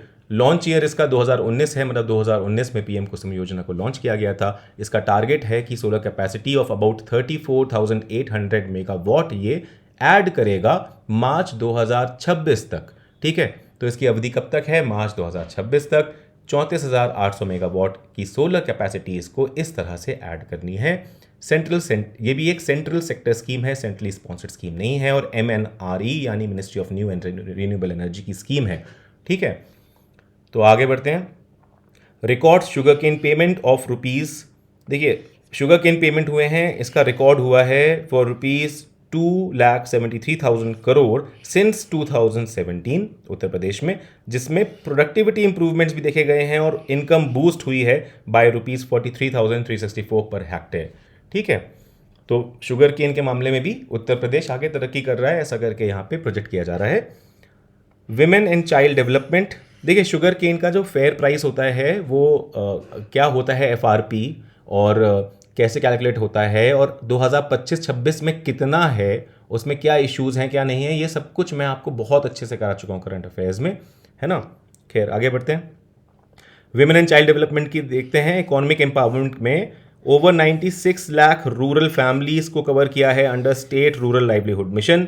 इसमें BC सखी योजना, अब देखिए BC से क्या होगा, बेसिकली क्या बैंकिंग करस्पॉन्डेंट होता है BC। ठीक है, तो बैंकिंग करस्पॉन्डेंट सखी योजना है BC सखी योजना। इसमें इनेबल हुए हैं 39,556 BC सखीज जो मैनेज करा है, जिन्होंने transaction worth rupees 31,103 crore rupees. ठीक है, तो देखिए BC सखी योजना के अंतर्गत इनकी ट्रेनिंग कराई जाती है, उसके बाद फिर इनको वो कर रहा है। अब ये थोड़ा आगे बढ़ गया है मामला, तो इसलिए काफ़ी अच्छा फिगर यहाँ पे आ रहा है कि इतने ट्रांजैक्शन इन्होंने करे हैं और इतनी सारी BC सखीज जो हैं 39,556 इन्होंने मैनेज करे हैं ट्रांजैक्शन। तो थोड़ा सा नोट्स में देखते हैं BC सखी के बारे में। BC सखी है बैंकिंग करस्पॉन्डेंट सखीज।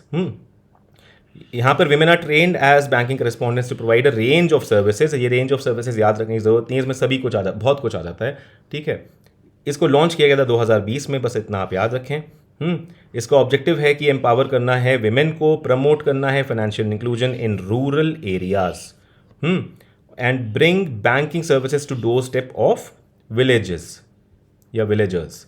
ठीक है, अब अगला स्किल एंड इनकम जनरेशन में लखपति महिला योजना, ओवर 31 लाख लखपति दीदी with 2 lakh women achieving Lakhpati status. उत्तर प्रदेश में ये हुआ है। PM उज्ज्वला योजना provided gas connections nearly 1.86 crore beneficiaries. PM Ujjwala योजना अब बहुत ज़्यादा पुरानी हो गई है, इसके बारे में कुछ देखने की ज़रूरत नहीं है, लेकिन जो लखपति दीदी योजना है इसको हमने बहुत ज़्यादा डिटेल में कवर किया है, यहाँ पे मैं रिपीट नहीं करने वाला हूँ। अल्टीमेट डिटेल में कवर है, उससे कुछ भी कभी पूछा जाए तो आप आराम से आंसर कर पाएंगे। एम्प्लॉयमेंट के क्षेत्र में देखते हैं बजट के announcements. Digital and skill development में स्वामी विवेकानंद युवा सशक्तिकरण योजना के अंतर्गत 49.86 लाख स्मार्टफोन्स और टैबलेट्स को डिस्ट्रीब्यूट किया गया था एंड प्लान्स है कि टैबलेट्स को फाइनेंशियल ईयर 2025-26 में भी डिस्ट्रीब्यूट किया जाएगा।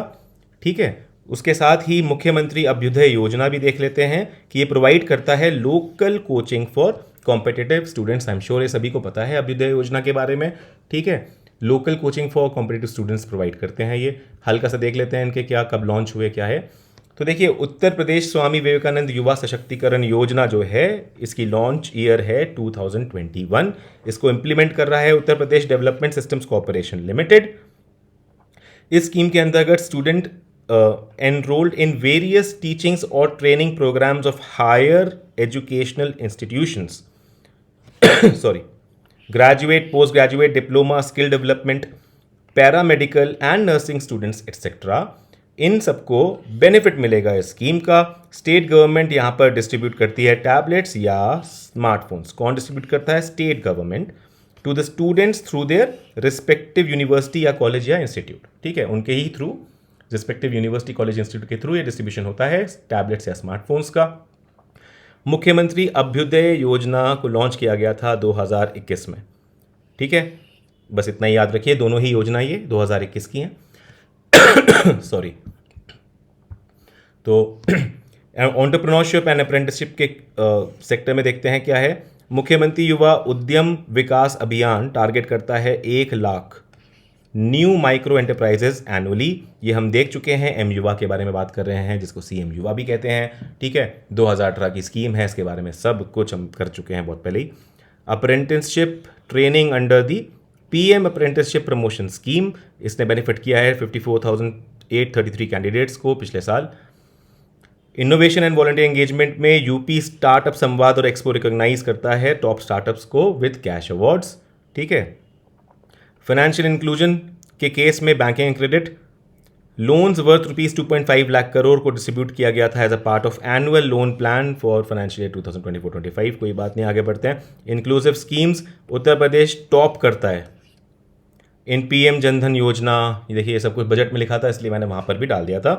पीएम सुरक्षा बीमा, ये सब देख चुके हैं हम लोग। जीवन ज्योति बीमा, outstanding performance in Atal pension योजना, ये हम लोग बहुत अच्छे से कवर भी कर चुके हैं, अटल पेंशन योजना वगैरह। मेडिकल एजुकेशन इंफ्रास्ट्रक्चर में 80 मेडिकल कॉलेजेस, ठीक है, जिसमें 44 गवर्नमेंट रन हैं with 2 AIIMS and other premier institution UP में है।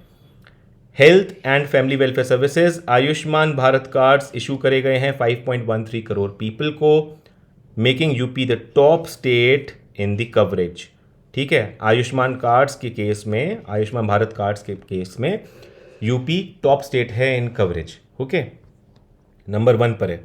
Infrastructure and industrial development, transport and connectivity में प्रपोजल्स फॉर 4 न्यू एक्सप्रेसवेज, ये हम देख चुके हैं, इसकी ज़रूरत ही नहीं है। IT electronics and innovation, digital and manufacturing investments ₹3,203 crore invest करे गया है अंडर इलेक्ट्रॉनिक्स मैन्युफैक्चरिंग पॉलिसी 2017, जिसमें कि एक्स्ट्रा 7,004 करोड़ रुपीस को अंडर इंफॉर्मेशन टेक्नोलॉजी पॉलिसी 2017 इस तरह से इन्वेस्ट किया जाएगा, ठीक है। तो डिजिटल मैन्युफैक्चरिंग इन्वेस्टमेंट में 23,203 करोड़ रुपीस का बजट करा है। रोड्स एंड ब्रिजेस के केस में हाईवे एंड रूरल कनेक्टिविटी में 200 करोड़ रुपए हैं, ठीक है, for developing north south corridor. 2,900 crore rupees इससे प्रपोज किया गया इस बजट से 2,900 रुपीस के for widening and strengthening the state highways, 2,800 crore से for new road construction via state road fund, ठीक है। ब्रिजेस एंड लोकल इंफ्रास्ट्रक्चर में बजट ऑफ 1450 करोड़ से ब्रिजेस और रेलवे ओवर और under bridges, railway over bridges and under bridges बनेंगे। उसके लिए 1450 करोड़ रुपए है। अर्बन एंड इंडस्ट्रियल लिंक्स में 1200 करोड़ रुपए है for bypasses, ring roads and flyovers. Rural road enhancement and safety के टर्म्स में, ठीक है, एक न्यू स्कीम है यहाँ, मुख्यमंत्री ग्राम योजना, जिसको हम अभी देखा भी था वहाँ पे अलग से, 200 करोड़ रुपए इसका एलोकेशन था। ये कंस्ट्रक्ट करेगा missing links and reconstructing rural roads, plus 250 crore dedicate किया गया है टू इम्प्रूविंग रोड सेफ्टी भी यहाँ पे, ठीक है। ये आप याद रखिए अलग से, 250 करोड़ को यहाँ पर डेडिकेट किया गया है फॉर इम्प्रूविंग रोड सेफ्टी, क्योंकि एक्सीडेंट का सबसे बड़ा प्रॉब्लम है इंडिया में, ठीक है। तो रोड सेफ्टी और ब्यूटिफिकेशन के लिए 250 करोड़ रुपीस को अलग किया गया है। 250 crore for north south corridor भी अलग किया गया है। Namami Gange and rural water supply, जल जीवन मिशन एंड सीवरेज प्रोजेक्ट्स के अंडर हम देखेंगे कि functional house hold top tap connections में provided to 2.34 crore homes, 2.67 crore rural families, total of 67 sewerage projects, जिसका 14,823 करोड़ का एस्टिमेट है, इनको अप्रूव कर दिया गया है, ठीक है। 67 सीवरेज प्रोजेक्ट्स को अप्रूव कर दिया गया है, जिसमें से 39 ऑलरेडी कंप्लीट हो चुके हैं। इलेक्ट्रिसिटी और पावर जनरेशन में देखेंगे एनर्जी में, तो इम्प्रूव्ड रूरल इलेक्ट्रिसिटी सप्लाई है, ठीक है, इसका कोई ज़रूरत है नहीं। Under the feeder segregation scheme 3,817 agriculture feeders को कंस्ट्रक्ट किया गया है। थर्मल एंड रिन्यूएबल प्रोजेक्ट्स में देखेंगे तो उत्तर प्रदेश राज्य विद्युत उत्पादन निगम ने जनरेट किया है 37,000 million units of thermal power. Pump storage hydro electric project, ये बहुत इंपॉर्टेंट है, ये नया प्रोजेक्ट है, ठीक है, इसके बारे में जाके तुरंत देखते हैं। इसके लिए बजटेड अमाउंट है 3,953 करोड़, जिसमें कि 50 करोड़ अभी करंट बजट में दिया गया है। तो आपको ये ध्यान रखना है कि pump storage hydro electric project actually इसका इन्वेस्टमेंट रहेगा 3,953 करोड़ उत्तर प्रदेश में, लेकिन ये लॉन्ग टर्म में होगा, 4 साल में होगा, यहाँ नहीं लिखा है, 4 साल में होगा, और 50 करोड़ रुपए इस साल 2025-26 के बजट में इसको एलोकेट किया है। आइए देख लेते हैं। तो pump storage hydro electric project, इसमें total cost, this is a part of larger long term project with a total estimated cost of 3,953 crore rupees. Implement कितने में हो रही है? ओवर 4 ईयर्स, ठीक है। इम्प्लीमेंटिंग एजेंसी है इसमें Uttar Pradesh state electricity generation corporation limited, यानी UPRVUNL, जो कि रिस्पॉन्सिबल है for similar projects. Similar projects क्या होंगे ये भी हम देखेंगे, क्योंकि रीसेंट न्यूज़ में बहुत इंपॉर्टेंट कुछ प्रोजेक्ट्स थे। खैर, देखिए pump storage hydro power actually होता क्या है। PSH लिखा होगा बहुत जगह पर, तो वो पंप स्टोरेज हाइड्रो पावर को इंडिकेट कर रहा होगा, और PSH के टर्म्स में ही इनकी पावर को हम इंडिकेट करते हैं, ठीक है। तो pump storage hydro power actually है क्या? It's a type of hydro electric energy storage, ठीक है, एक type of hydro electric energy storage है। 2 रिजर्वायर बने होंगे, ठीक है, एक रिजर्वायर ऊपर होगा, एक रिजर्वायर नीचे होगा। तो ऊपर से नीचे जब पानी गिरेगा, अगर ये एक टरबाइन पे गिरे, अगर यहाँ एक टरबाइन पे गिरे और टरबाइन चलेगा, तो इससे इलेक्ट्रिसिटी प्रोड्यूस होके किसी टावर पे ये इलेक्ट्रिसिटी पहुँच पाएगी, है ना। सिर्फ इसलिए क्योंकि यहाँ से ये जो पोटेंशियल एनर्जी है वो इस काइनेटिक एनर्जी को कन्वर्ट कर रही है टरबाइन में, ठीक है, और फिर ये पानी वापस से दूसरे रिजर्वायर में जा रहा है। तो ये है हाइड्रो इलेक्ट्रिक एनर्जी स्टोरेज, ठीक है, यही इसी कॉन्सेप्ट को हाइड्रो इलेक्ट्रिक एनर्जी स्टोरेज कहते हैं। खैर, it is a configuration of 2 water reservoirs at different elevations that can generate power as water moves down from one to another, जिसको discharge कहते हैं, पासिंग थ्रू अ टर्बाइन, ठीक है, जो मैंने बताया आपको शायद समझ आ गया होगा। अब देखिए, जून 2025 में इंडिया का पहला variable speed pumped storage plant, India का पहला variable speed pumped storage plant यानी VSPSP, इसने ऑपरेशन अपना शुरू कर लिया है उत्तराखंड के टेहरी में, ठीक है। कमर्शियल ऑपरेशंस इसके शुरू हो चुके हैं उत्तराखंड के टेहरी में, जहां टेहरी बांध है वहीं पे इस प्रोजेक्ट को शुरू करा गया है। ये भी एक hydro electric pumped storage plant है। खैर, Tehri hydro development corporation India limited यानी THDCIL ने अनाउंस किया start of commercial electricity supply from first unit, जो कि 250 मेगावाट की है, of 1 gigawatt Tehri pump storage plant. 1 gigawatt का टेहरी पंप स्टोरेज प्लांट है। ये लोकेटेड है भागीरथी रिवर पे, ये भी आप याद रखेंगे, ये उत्तराखंड में लोकेटेड है, टेहरी जिले में भागीरथी रिवर पे, ठीक है। अब देखिएगा, ये जो हमने अभी योजना देखी है pump storage hydro electric project, जिसको अभी तो इस साल 50 करोड़ रुपए अलॉट हुए हैं, अदरवाइज 3,953 करोड़ की ये योजना रहेगी। इस योजना के अतिरिक्त हम देखेंगे कुछ और सेम टेक्नोलॉजी की योजना यूपी में, जो 2024 से ही जिस पे काम चल रहा है और 2025 में भी न्यूज़ में है, लगातार उसमें MOUs वगैरह हो रहे हैं, उसके बारे में देखते हैं। तो यह है separate development in pumped storage technology in UP, ठीक है, separate from the scheme announce in the budget है ये, इससे कंफ्यूज नहीं होइएगा, पहले ही बता रहा हूं, कभी ये पूछ लें। तो अप्रैल 2025 में उत्तर प्रदेश ने साइन किया है एक power purchase agreement for cumulative capacity of 2.75 gigawatt, ठीक है, यानी कि 22 gigawatt hours of pumped hydro storage projects, ठीक है, with developers given a 6-year window, developers को 6 साल की विंडो दी गई है to commission the project. The state is targeting a total PHS potential, क्या है स्टेट का टारगेट यहाँ से? Total PHS potential of 13.4 gigawatt. 13.4 gigawatt कुछ प्रोजेक्ट्स के लिए काफ़ी ज़्यादा हो जाता है, बट अच्छी बात, बहुत अच्छी बात है। स्पेसिफिक प्रोजेक्ट की बात करें तो क्या है? 1200 मेगावाट का, ये बहुत इंपॉर्टेंट है, याद रखिएगा। पंप स्टोरेज प्लांट डेवलप किया जा रहा है बाय THDC, जो कि वही है Tehri hydro electric dam corporation of India limited, THDC in Sonbhadra district. ये दूसरा है, देखिए मैं पहले ही बता रहा हूँ, एक जो अभी अभी ऑपरेशनल हुआ है जून 2025 में, वो बिल्कुल डिफरेंट है जो मैंने अभी आपको बताया है ना। वो क्या था, फिर से बता रहा हूं, first variable speed pumped storage plant था, ठीक है, जो उत्तराखंड के टेहरी में हुआ था भागीरथी रिवर पे। ये जो है ये 1200 मेगावाट का पंप्ड स्टोरेज प्लांट है जो कि डेवलप कर रहा है टीएचडीसी ही, ये भी आप याद रखिए, और ये डेवलप कर रहा है सोनभद्र डिस्ट्रिक्ट में, ये बहुत ही इंपॉर्टेंट है। It received in principle approval in January 2024 and was highlighted as a key project. This of stream, पहली बात ये क्या है, ऑफ स्ट्रीम है, क्लोज लूप प्रोजेक्ट है, has an estimated cost of 6600 crore rupees. Nodal agencies के case में UP invest है for granting in principle approval for PSPs in the state. As of July 2024 government had approve 10 PSPs plants.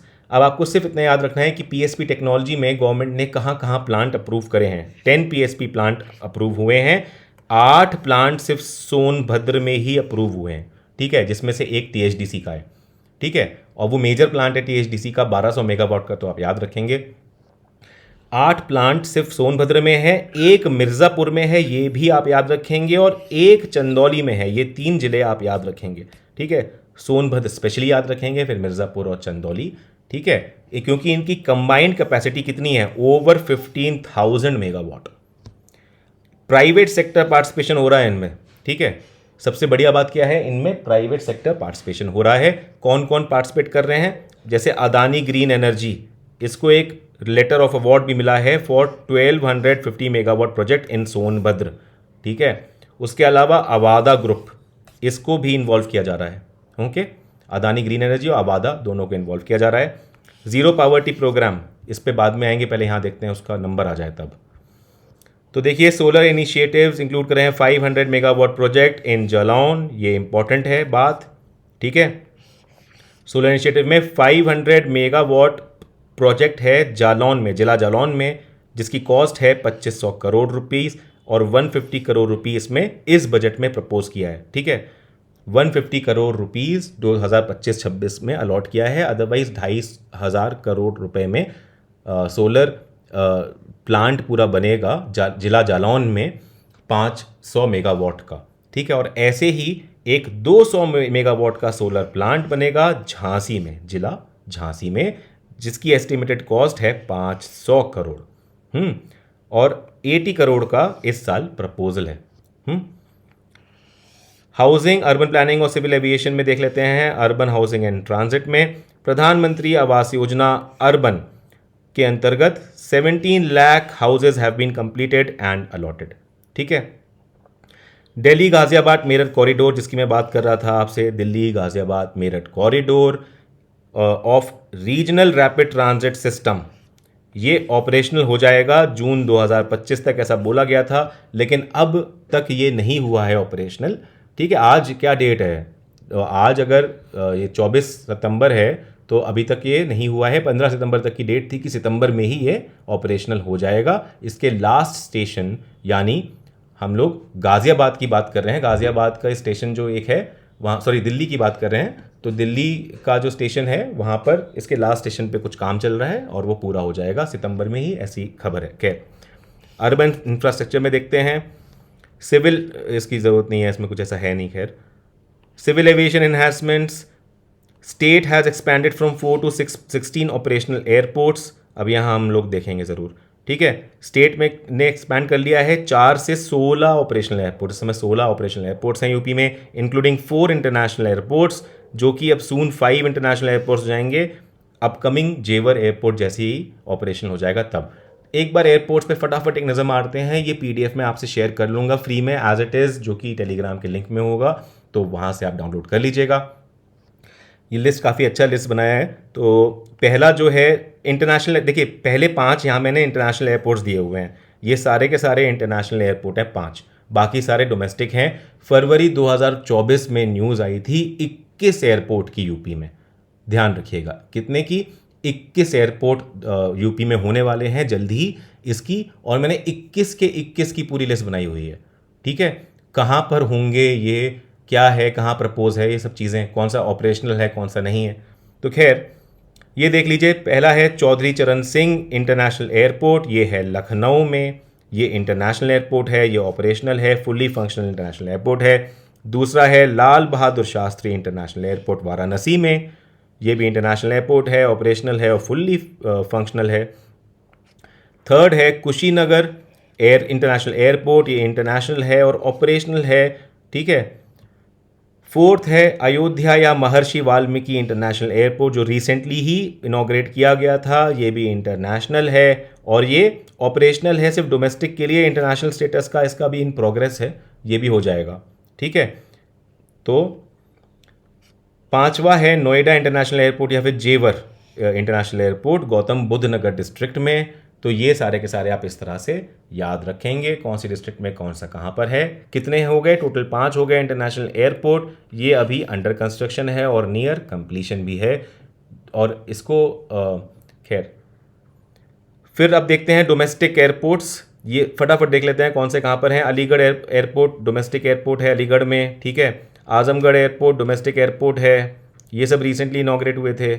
Moradabad airport domestic airport है, ये proposed है अभी, ठीक है, upgrade works pending है। श्रावस्ती एयरपोर्ट डोमेस्टिक एयरपोर्ट है। चित्रकूट एयरपोर्ट डोमेस्टिक है, ये सब अंडर कंस्ट्रक्शन है, श्रावस्ती और चित्रकूट। सहारनपुर एयरपोर्ट है डोमेस्टिक, ये भी प्रपोज्ड है, ठीक है। मेरठ एयरपोर्ट डोमेस्टिक है, ये भी प्रपोज्ड है। ललितपुर एयरपोर्ट डोमेस्टिक है, ये भी प्रपोज्ड है।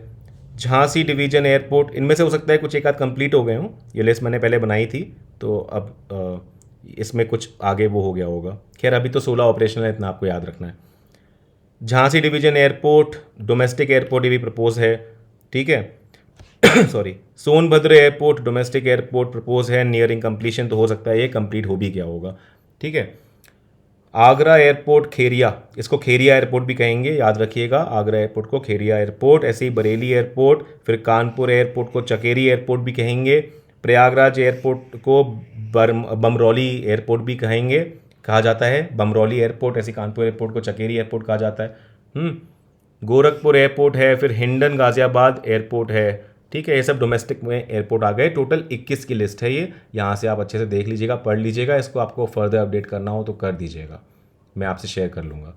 खैर, planning and rural development, strategic development poverty reduction, a budget of 250 crore set किया गया है फॉर जीरो पॉवर्टी यूपी अभियान।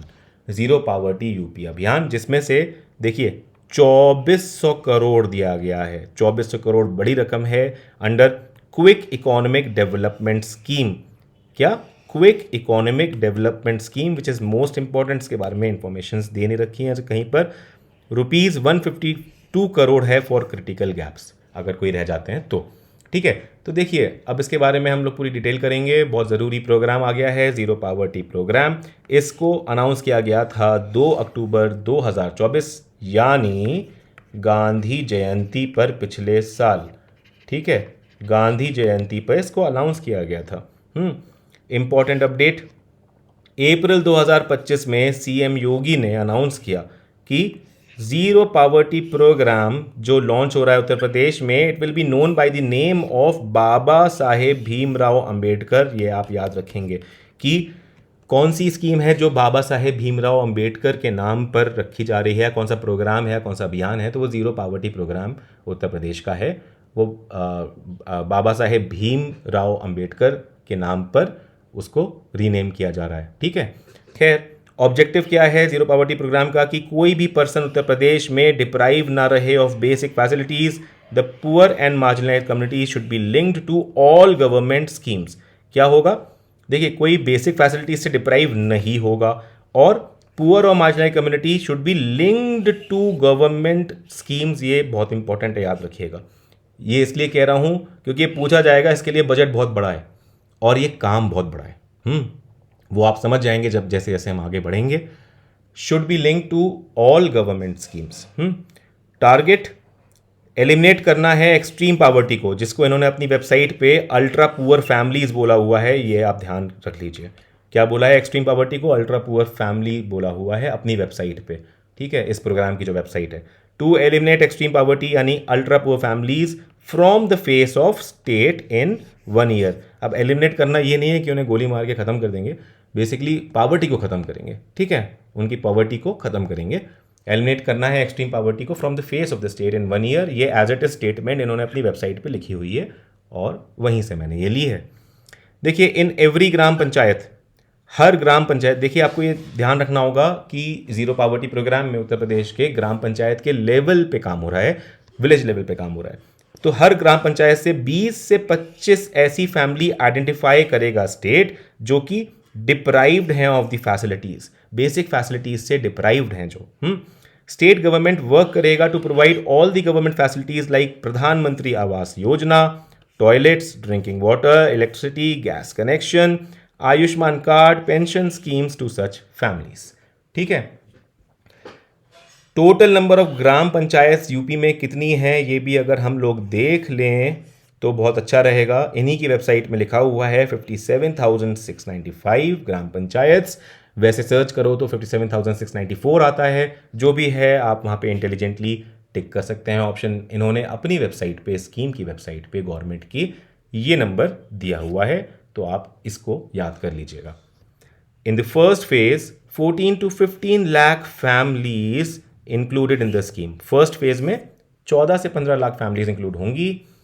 Scheme will give special priority to, special priority किसको दी जा रही है, कौन सी कम्युनिटीज हैं, हमने करंट अफेयर्स में किया था। मुसहर, थारू, वनतंगिया, कोल, बुक्सा, चेरो, गोड़, सहरिया कम्युनिटी, ये सारे कम्युनिटीज को कमिटी फॉर्म करी जाएगी for maintenance of the community toilets of gram panchayat.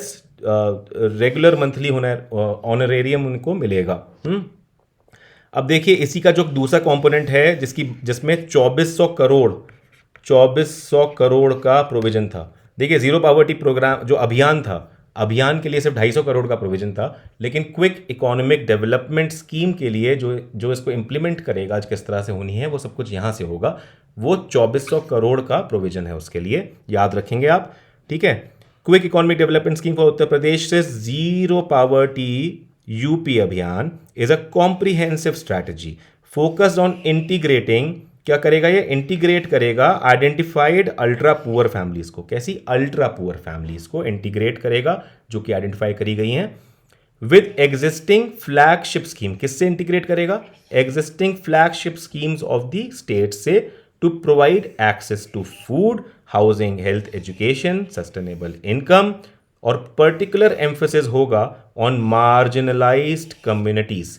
ठीक है, आपने देखा ऊपर किस तरह से कम्युनिटीज को ये, इन मार्जिनलाइज्ड कम्युनिटीज को ये टारगेट भी कर रहा है। And through a technology driven transparent identification and verification process. Key component क्या इंक्लूड कर रहे हैं, linking the families to PM Awas Yojana, MNREGA, Ujjwala Yojana, alongside skill development and support for self help group for women. तो इसमें सब चीज का इंटीग्रेशन हो रहा है एक तरह से। अब की एस्पेक्ट्स देख लेते हैं स्कीम के। इसकी होगी होलिस्टिक अप्रोच। ठीक है, ये कैंपेन फोकस करेगा on providing range of necessities including food, clothing, housing, medicine and education भी। ठीक है, हाउसिंग, मेडिसिन, एजुकेशन भी, along side ensuring a sustainable income. सबसे इंपॉर्टेंट बात यह है, और इसी के साथ मैं इसके लास्ट पॉइंट पे चलूंगा सबसे पहले। ठीक है, जो मुझको पहले यहीं डालना चाहिए था। एनीवेज, एजुकेशन भी है, अलॉन्ग साइड इंश्योरिंग ए सस्टेनेबल इनकम। हमने इसकी सस्टेनेबल इनकम देखी भी थी कि इसका टारगेट क्या है। तो देखिए, हाँ, sustainable income generation last point पहले करेंगे। इसका की एम क्या है, इस प्रोग्राम का की एम है कि इनकी एनुअल इनकम को, टारगेटेड फैमिलीज की जो भी हैं, एटलीस्ट 1.25 लाख या अप्रोक्सीमेटली $1500, एज ये विकीपीडिया एंट्री से मैंने लिया basically, through efforts like skill development, connecting families to self help group. ठीक है, तो integration with flagship schemes, families identified under the campaign are linked to various government programs such as PM Awas Yojana and Mukhyamantri Awas Yojana for housing, Manrega for employment generation, Ujjwala for providing LPG connections, Ayushman Bharat and Jal Jeevan Mission for health and drinking water. Focus on marginalized communities, इसमें होगा, वो हमने देख लिया है ऊपर कौन कौन सी कम्युनिटीज हैं सारी। 3-tier टेक्नोलॉजी, कहाँ गया, 3-tier technology driven process with end to end digitisation इसमें यूज होगा ताकि ये आइडेंटिफाई कर सकें पुअर, अल्ट्रा पुअर फैमिलीज को। ऑटोमेटेड वल्नरेबिलिटी रेटिंग सिस्टम्स इसमें हेल्प करेंगे to finalise the family selection based on tangible indicators. Village level verification होगा, ग्राम पंचायत कमिटीज फॉर्म करी जाएंगी जो कि वेरीफाई करेंगी सिलेक्टेड फैमिलीज को और इंश्योर करेंगी कम्युनिटी पार्टिसिपेशन और ट्रांसपेरेंसी को। कम्युनिटी पार्टिसिपेशन होगा वो हमने देख लिया कैसे होगा, ठीक है। अब आते हैं फिर से घटना चक्र के अलग उस पर देखते हैं। रूरल इंफ्रास्ट्रक्चर एम्प्लॉयमेंट में क्या है, महात्मा गांधी नरेगा स्कीम टारगेट करता है 34 करोड़ मैंडेज को, ठीक है, मैंडेज को with a propose budget of 55,372 crore, और इसका सेकंड हाईएस्ट बजट है पूरे सारे स्कीम्स के कंपैरिजन में, है ना। ओल्ड एज पेंशन स्कीम के बाद यही है। तो उसके अलावा रूरल हाउसिंग स्कीम जैसे पीएम आवास योजना एंड मुख्यमंत्री Awas Yojana have budgets of about 4,882 crore and 1,200 crore respectively, ठीक है। पंचायती राज रुपीज़ तो देख लीजिए रुपीज़ 2,045 करोड़ प्रपोज किए गए हैं for Swachh Bharat mission rural and 454 crore for digital libraries at gram panchayat level, ये हम पहले भी देख चुके हैं नोट्स में। एडिशनली एलोकेशन हो रहा है 244 करोड़ रुपीज़ का for rural cremation sites, 125 crore rupees का for rural stadiums and open gyms, ये भी एक प्रोविजन है, ये याद रखिएगा। रुपीज़ 85 करोड़ अंदर मुख्यमंत्री पंचायत प्रोत्साहन पुरस्कार योजना।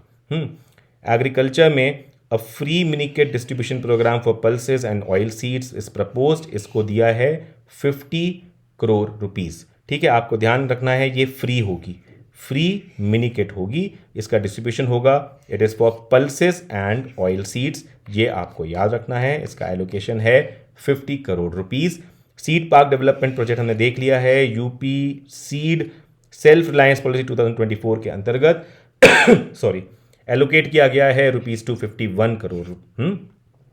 बूस्ट करेगा सर्टिफाइड सीड प्रोडक्शन को। मॉडर्न फार्मिंग इनिशिएटिव्स देखते हैं तो national mission on natural farming, ये इंपॉर्टेंट है, इसके बारे में जानना क्योंकि एग्रीकल्चर से रिलेटेड है और बार बार कभी ना कभी ये सारे टर्म्स आते हैं हमारे सामने और इससे क्वेश्चंस बन के आ जाते हैं पेपर में, तो इसलिए हम लोग थोड़ा सा इसको देख लेंगे अभी। हाँ, national mission on natural farming जो है उसको 124 करोड़ एलोकेट किया है, तो अमाउंट कोई बहुत छोटा तो है नहीं, ठीक है। इसके बारे में भी देख लेते हैं। तो देखिए नेचुरल फार्मिंग क्या है, सबसे पहले ये देखेंगे, उसके बाद हम national mission on natural farming पे आएंगे। Natural farming traditional chemical free low input farming method है। क्या है? Traditional chemical free low input farming method है, ठीक है, जो मिनिमाइज करता है ह्यूमन इंटरफेरेंस को। क्या करता है ये? आप बहुत ध्यान से देखिएगा, ये मिनिमाइज करता है ह्यूमन इंटरफेरेंस को with natural ecological processes. Natural ecological processes के द्वारा ये मिनिमाइज करेगा ह्यूमन इंटरफेरेंस को और सब कुछ होने देगा।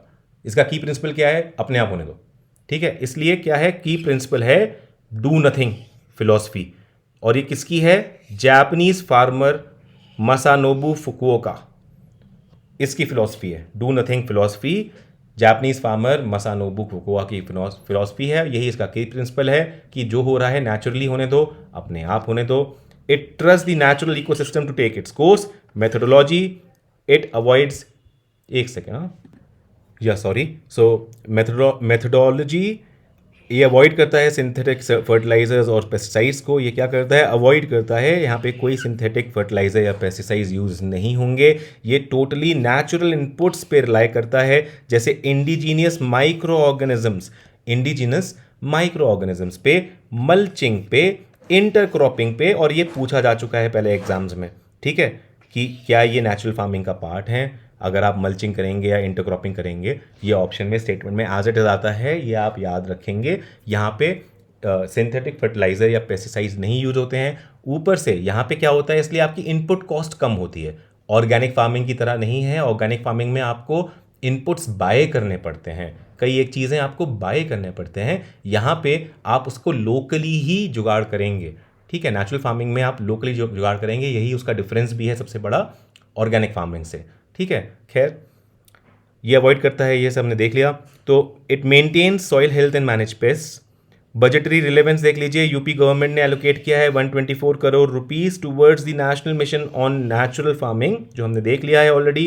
अप्रैल 2025 में क्या हुआ है उत्तर प्रदेश में कि reports noted a broader state initiative to invest 2500 crore over 2 years to promote cow dung based natural farming. ये भी हुआ है अप्रैल 2025 में। ठीक है, यूपी में ये भी हुआ है, अप्रैल 2025 की खबर है। अक्रॉस 282 ब्लॉक्स एंड 2144 ग्राम पंचायत। इसलिए नेचुरल फार्मिंग बहुत ज़्यादा आगे है, इंपॉर्टेंट। और ये काउ बेस्ड नेचुरल फार्मिंग की बात कर रहा है कि इसमें ना काउ के प्रोडक्ट्स को, जो काउ डंग होगा, काउ यूरिन होगी, उससे ये पेस्टिसाइड टाइप का क्रिएट करेंगे या उसको उससे फर्टिलाइज़र भी क्रिएट करेंगे और मार्केट की इनपुट कॉस्ट जो फर्टिलाइज़र और पेस्टिसाइड में आती है उसको कम करेंगे। इस टाइप का ये पूरी न्यूज़ थी। ठीक है, खैर अब देखते हैं ज़ीरो बजट नेचुरल फार्मिंग यानी कि ZBNF। ये एक वेरिएंट है नेचुरल फार्मिंग का ही, ज़ीरो बजट नेचुरल फार्मिंग। इसको डेवलप किया गया था by Indian agriculturalist Subhash Palekar. इसका नाम refers to the philosophy that the cost of growing and harvesting crops can be offset by income from intercropping, making it a zero budget enterprise for the main crop. ठीक है, आप देखेंगे कि दोनों के दोनों स्कीम्स ना काफ़ी रिलेटेड है, नेचुरल फार्मिंग और जीरो बजट नेचुरल फार्मिंग भी, और दोनों में ही इसलिए नेचुरल फार्मिंग आ रहा है। ठीक है, यहाँ पे ज़्यादा फोकस इस बात पे भी दे दिया जाएगा कि आप बाहर से जो कॉस्ट, आपकी इनपुट कॉस्ट आ रही है चीज़ों को खरीदने में, वो कम से कम आए। इसलिए आप क्या करेंगे, गाय पालन भी शुरू करेंगे, है ना, गाय पालन शुरू करेंगे, उसका गोबर और यूरिन आपको ऐसे ही मिलेगा, और साथ में इस तरह से आप और भी चीज़ें जो आपके काम की हैं वो साथ में आप करना शुरू कर देंगे, आपका बिजनेस बढ़ेगा और इनपुट कॉस्ट और कम आता रहेगा।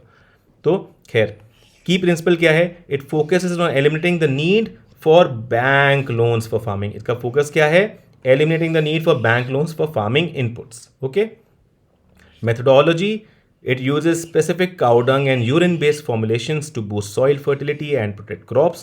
4 pillars of ZBNF क्या हैं, ये आपको याद रखना है। जीवमृत, बीजमृत, आच्छादन और वापस। ठीक है, तो जो जीवमृत है वो fermented microbial culture applied to the soil है। ठीक है, बीजमृत है a seed treatment made from cow dung and urine. फिर आच्छादन, इसको मल्चिंग ही है, आच्छादन है ये, आच्छादन। ठीक है, तो आच्छादन आपको पता है क्या होता है, आच्छादन मतलब कवर कर लेना, तो मल्चिंग को ही ये आच्छादन बोलते हैं। It's covering the soil with the biomass. ठीक है, मल्चिंग। तो वापस ये एनकरेज करता है सॉइल का एरेशन। वापस क्या करेगा, सॉइल को एयर करेगा, यानी कि हम खुरपी से जो हम लोग गुड़ाई कर लेते हैं सॉइल में या प्लो करते हैं फील्ड्स, वो इसलिए करते हैं ताकि सॉइल एरेटेड रहे, है ना। तो वो जो फिलॉसफी है उसे वापस बोल रहे हैं। ठीक है, distinction from other methods, unlike organic farming, ZBNF strictly discourages vermicomposting and relies entirely on farm inputs. ये किस पे है, एंटायरली ऑन फार्म इनपुट। ठीक है, ये है ZBNF का मेन डिफरेंस, या नेचुरल फार्मिंग का भी main difference from organic farming.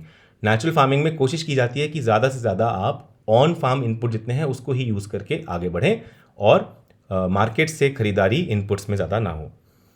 Organic farming देख लेते हैं लगे हाथ। ये मेथड है agriculture that relies on natural inputs but is a more active manage system than natural farming. Key principle है कि प्रोड्यूस करता है chemical free food by avoiding synthetic fertilisers, pesticides and genetically modified organisms को ये avoid करता है। Methodology, it can involve using purchase organic inputs like organic compost, vermi compost। ठीक है, तो देखिए यहाँ लिखा है साफ साफ परचेस्ड ऑर्गेनिक इनपुट्स, ये इन्वॉल्व करता है परचेस्ड ऑर्गेनिक इनपुट्स। इसलिए ऑर्गेनिक फार्मिंग में कॉस्ट आती है इनपुट की अच्छी खासी। जैसे क्या है, ऑर्गेनिक कंपोस्ट भी परचेज करना पड़ता है इनको, वर्मी कंपोस्ट परचेज करना पड़ता है, ऑर्गेनिक मैन्योर्स परचेज करने पड़ते हैं, which distinguishes it from ZBNF zero cost philosophy. It also includes practices like crop rotation and biological pest control. Okay, certification, unlike ZBNF, organic farming typically requires strict certification processes to verify compliance with organic standards. State relevance, budget support करता है organic farming through initiatives like the परंपरागत कृषि विकास योजना। अब देखिए, अब मैं आपको national mission on natural farming के बारे में बताऊंगा कि इसकी हिस्ट्री क्या थी। परंपरागत कृषि विकास योजना यानी PKVY को लॉन्च किया गया था 2015 में। ठीक है, गौर से सुनिएगा, स्टोरी टाइप में समझ लीजिए। परंपरागत कृषि विकास योजना PKVY को लॉन्च किया गया था 2015 में, और जीरो बजट नेचुरल फार्मिंग ठीक है को रीनेम कर दिया गया था एज भारतीय प्राकृत कृषि पद्धति। BPKP, और इसको एक सब स्कीम बना दिया गया था अंडर अम्ब्रेला स्कीम ऑफ परंपरागत कृषि विकास योजना। ये हुआ था 2019 में। ठीक है, तो BPKP बना दिया गया था जीरो बजट नेचुरल फार्मिंग का, और उसको एक सब स्कीम के फॉर्म में बना दिया गया था परंपरागत कृषि विकास योजना 2015 की जो थी, है ना। ये हुआ था 2019 में ऐसा। ठीक है, फिर यही जो ZBNF है, जीरो बजट नेचुरल फार्मिंग, जिसको अब नाम 2019 में हो गया था BPKP, इसको फिर से रीनेम किया गया, क्या, national mission on natural farming, national mission on natural farming करके रीनेम करा गया है 2023-24 में। ठीक है, for implementation across all the country, ये है बात। तो यही national mission on natural farming है। ये एक सेंट्रली स्पॉन्सर्ड स्कीम है। ठीक है, ये सेंट्रल सेक्टर स्कीम नहीं है, आप याद रखिएगा। इसका इंप्लीमेंटेशन हो रहा है 15,000 क्लस्टर्स में इन विलिंग ग्राम पंचायत, जो चाहता है वॉलंटरीली है। ठीक है, जो भी ग्राम पंचायत विलिंग है वो अपने यहाँ इसको इंप्लीमेंट कर सकते हैं। 15,000 क्लस्टर्स में हो रहा है, reaching 1 crore farmers, initiating natural farming in 7.5 lakh hectare area over the next 2 years। ठीक है, other components of the mission, bio input resource centres यानी BRCs एस्टैब्लिश किए जाएंगे for easy availability of ready to use inputs. ठीक है, जैसे ठीक है, खैर ये समझ में आ ही गया होगा आपको, मैं नहीं समझाता। Model demonstration farms will be set up to train farmers. Krishi Sakhi for awareness generation यहाँ पर है, mobilisation and hand holding of willing farmers. ठीक है, तो ये हमारा होता है यहाँ पे कंप्लीट। अब हम आएंगे अगले उस पर, एग्रीकल्चर एजुकेशनल एंड रिसर्च। ठीक है, तो 5 agriculture and technology universities have been establish अभी तक, और 89 Krishi Vigyan Kendra with 20 new centres ये एस्टेब्लिश किए जा चुके हैं यूपी में। अब क्या है, 100 करोड़ का सेटअप किया जा रहा है। Mahatma Buddha agriculture and technology university जो हम पढ़ चुके हैं, ये कुशीनगर में करा जा रहा है। Horticulture and food processing 720 crore है पर drop more crop micro irrigation scheme के लिए। 650 करोड़ है नेशनल हॉर्टिकल्चर मिशन के लिए। ठीक है, फूड प्रोसेसिंग इंसेंटिव में 300 करोड़ हैं to provide incentive amounts under UP food processing industry policy. ठीक है, इसके बारे में हम करंट अफेयर्स में भी बहुत कुछ देख चुके हैं। Sugarcane development and sugar industry 475 crore है दिया जा रहा है टू पे शुगर केन प्राइस। 90 करोड़ है for setting up 60 KLPD distillery eight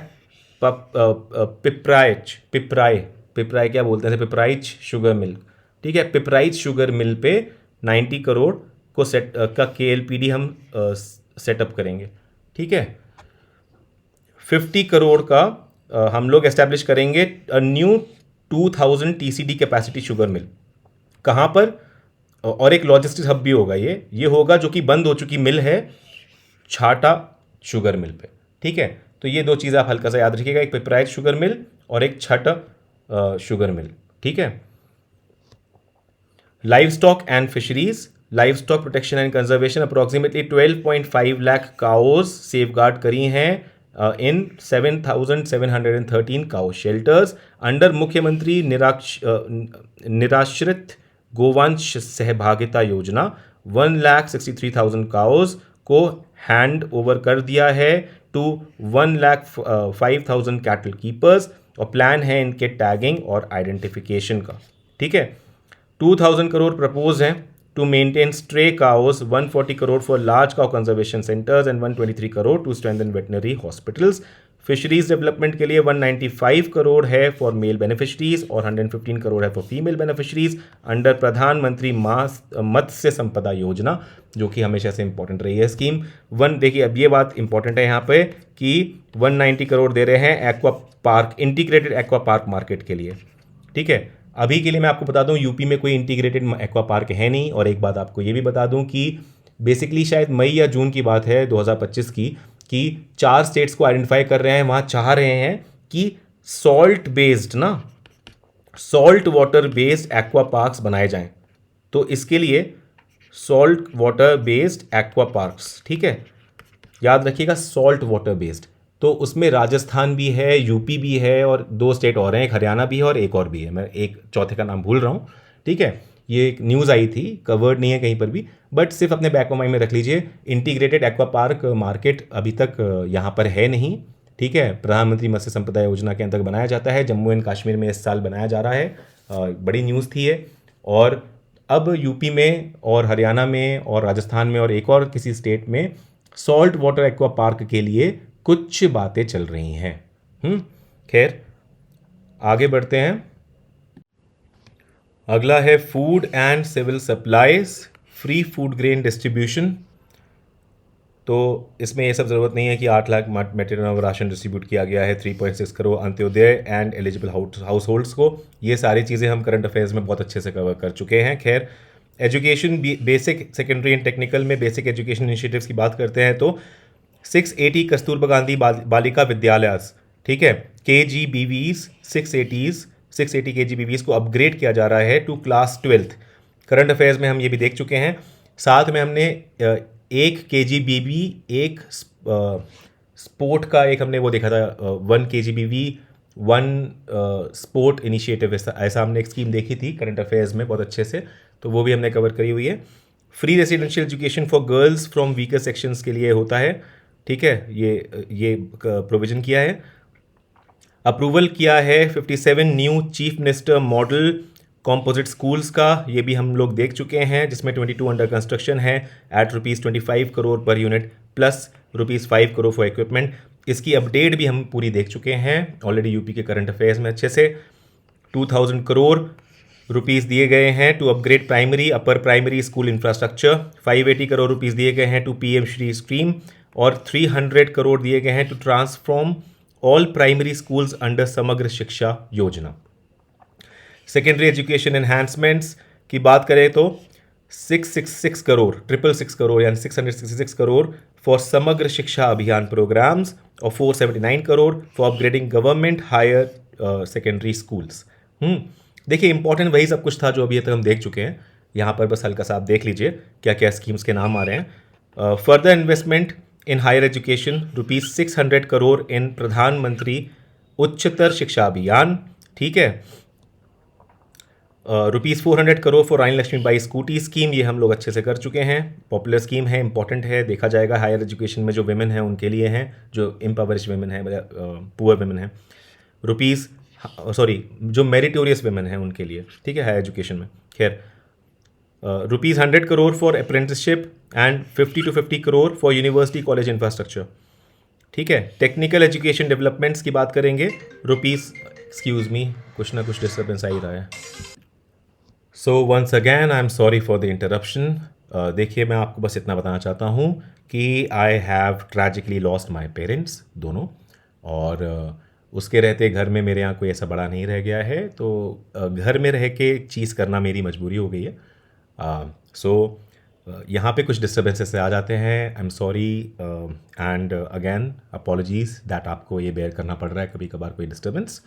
phone की घंटी मैं वाइब्रेशन मोड पे या उसको ऑफ नहीं कर सकता हूँ फॉर द सेम रीज़न। बहुत सारी ऐसी रिस्पॉन्सिबिलिटीज़ आ जाती हैं जब ऐसा कुछ हो जाता है परिवार में। तो खैर, आगे बढ़ते हैं, इन सब चीज़ों पर टाइम वेस्ट नहीं करते। टेक्निकल एजुकेशन डेवलपमेंट में ₹100 करोड़ दिए गए हैं for new centres of excellence, plus ₹10 crore दिए गए हैं for laboratory modern classrooms renovations and ₹1 crore दिए गए हैं for centre of excellence for AI education centre, जो हम अच्छा हाँ ठीक है, सेंटर ऑफ एक्सीलेंस है ये फॉर AI एजुकेशन सेंटर। बाकी हमने AI सिटी के लिए 5 करोड़ का देख लिया था, लखनऊ में होगा, ठीक है। Sports youth welfare and tourism, तो a state level sports university in Meerut, ये हम देख चुके हैं, बहुत इंपॉर्टेंट भी है। 233 crore rupees. Development of an international cricket stadium भी हम देख चुके हैं, जो कि वाराणसी में होगा, PPP मॉडल में, है ना।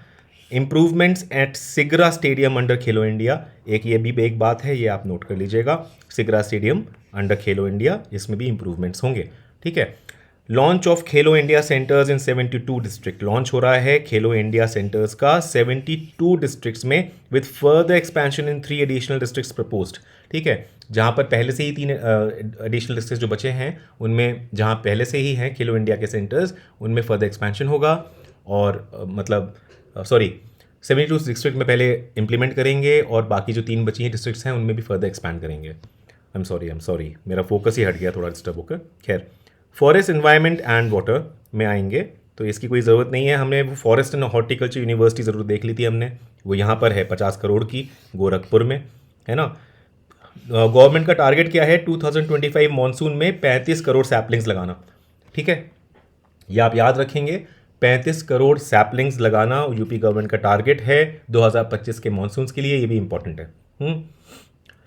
Women child and social welfare में पेंशन सपोर्ट अंडर निराश्रित महिला पेंशन योजना 2980 करोड़ इसमें करे हैं, और 700 करोड़ अलॉटेड हैं फॉर मुख्यमंत्री कन्या सुमंगला योजना। मुख्यमंत्री कन्या सुमंगला योजना मेरे ख्याल में आपको ऑलरेडी पता होगा, नहीं तो मैं कोशिश करूंगा कि बहुत सारी इस तरह की योजनाएं का एक अलग से वीडियो बना दूं जो यूपी के इंपॉर्टेंट हैं, और या फिर यूपी के स्टैटिक में उनको इंक्लूड करके करूं, क्योंकि हर योजना में जाना इस तरह से पॉसिबल नहीं होगा और सारी योजनाएं इंपॉर्टेंट भी नहीं है। हालांकि मुख्यमंत्री कन्या सुमंगला योजना ज़रूर देख लीजिएगा, ये ज़रूरी होगी। मुख्यमंत्री श्रमजीवी महिला हॉस्टल्स, ये हम देख चुके हैं ऑलरेडी, इसके लिए 170 करोड़ प्रपोज्ड हैं। कुछ की सिटीज़ में ये बनाया जाएगा, वो सिटीज़ भी हमने देख लिए हैं, क्या होता है वो भी देख लिया है। 252 करोड़ रुपीज़ फॉर बाल सेवा योजना, ठीक है, ये चिल्ड्रन को एड करेगा जिन्होंने अपने पेरेंट्स को लूज़ कर दिया है कोविड-19 के दौरान। न्यूट्रिशन प्रोग्राम्स अंडर पुश्तहर स्कीम, ठीक है, तो एक बार पुश्तहर स्कीम भी आप ज़रूर देखिएगा। यहाँ पे मैं नहीं बता पा रहा हूँ। 4119 करोड़ रुपीज़ इसके लिए अलॉट किए गए हैं। एडिशनल आंगनवाड़ी ऑनरेरियम दिया गया है और 100 करोड़ दिए हैं मुख्यमंत्री सक्षम सुपोषण योजना। ये 3 योजना आप प्लीज़ देख लीजिएगा, क्योंकि मेरे पास समय की थोड़ी सी कमी हो रही है अभी मैं तुरंत नहीं बता पाऊँगा इनके बारे में। एक मुख्यमंत्री कन्या सुमंगला योजना है, ठीक है, दूसरा पुश्तहर स्कीम है, और तीसरा मुख्यमंत्री सक्षम सुपोषण योजना। इन तीनों के बारे में आप ज़रूर देखिएगा। सोशल वेलफेयर स्कीम में कुछ ज़रूरी नहीं देखना सिवाय इसके old age farmer pension scheme, जो हम बहुत अच्छे से देख चुके हैं। 1000 रुपीज़ दिए जा रहे हैं। प्रपोज बजट है अप्रोक्सीमेटली 8105 करोड़ का इस साल। मंथली यहाँ पे 1000 रुपीज़ दिए जा रहे हैं, है ना। Marriage grant schemes for underprivilege daughters ₹100 crore for SC, ₹50 crore for general and 550 crore for Mukhyamantri Samuhik Vivah Yojana. Support for residential homes ₹60 crore. Extensive scholarship allocations for scheduled caste, ये सब चीज़ें हैं, इनका कोई वो इम्पोर्टेंस नहीं है खास, ठीक है। तो 35 करोड़ कुछ भी नहीं है, ठीक है। देखिए वो स्कीम्स हैं जिनको सबसे ज़्यादा एलोकेशन हुआ है। सबसे पहली यही है पेंशन योजना 8105 करोड़ के साथ, फिर मनरेगा है, उसके बाद फिर PM आवास योजना रूरल है, उसके बाद चौथी जो मैंने कहा था अगर बाकी भी देखनी हो तो इस लिस्ट में है, तो इस लिस्ट में आप देख लीजिएगा। जो इंटीग्रेटेड चाइल्ड डेवलपमेंट प्रोजेक्ट है उसको ये है 4119 करोड़। अमृत 2.0 ये 5वीं है 4100 करोड़ के साथ। ऐसे ही 6वीं है PM आवास योजना अर्बन। फिर निराश्रित महिला पेंशन योजना, ठीक है, निराश्रित महिला पेंशन योजना का बजट काफ़ी ज़्यादा है, तो इसलिए इसको भी आप ज़रूर देखिएगा। चौथी स्कीम यही है फिर, ठीक है, इसको भी ज़रूर देखिएगा। सॉरी मैंने मिस कर दिया है ये, ठीक है, यहाँ पर है निराश्रित महिला योजना, ठीक है, ठीक है, मतलब यहीं पर था, आप देख लीजिएगा, ये भी इंपॉर्टेंट है, इसको प्लीज़ देख लीजिएगा। नहीं तो मैं अगले लेक्चर में इन योजनाओं को चारों को लेके आ जाऊंगा और यूपी के कुछ स्टैटिक्स भी लेके आ जाऊंगा। स्वच्छ भारत मिशन रूरल के लिए ये है, और मुख्यमंत्री युवा उद्यमी विकास अभियान जो कि M-युवा है उसके लिए 1000 करोड़ रुपए हैं, ये हम देख चुके थे, ठीक है। Empowerment for person with disabilities के लिए 1424 करोड़ रुपीज़ दिए गए हैं दिव्यांग भरण पोषण अनुदान योजना के तहत, ठीक है। तो यहीं पे ये यूपी का बजट हमारा समाप्त होता है। जो सबसे इंपॉर्टेंट चीज़ें थी देखिए यूपी के बजट में, वो सब हमने बहुत अच्छे से कवर कर लिए हैं। कुछ चीज़ें हैं जो थोड़ी सी लेस इंपॉर्टेंट हैं। सबसे इंपॉर्टेंट में एक्चुअली 2-4 स्कीम जो मैंने एंड में बोला है ये भी आ ही जाएंगी, ठीक है। हालांकि इनमें से न्यू नहीं है मामला, एक को छोड़ के, तो वो हम लोग कवर कर लेंगे, मैं उसको आगे आपको कवर करा दूंगा। नहीं तो आप एक बार खुद भी प्लीज़ इसको देख लीजिएगा, ठीक है। आई होप आपको ये लेक्चर पसंद आया होगा। मिलते हैं अपने अगले वीडियो में। टेक केयर, सी या, बाय बाय।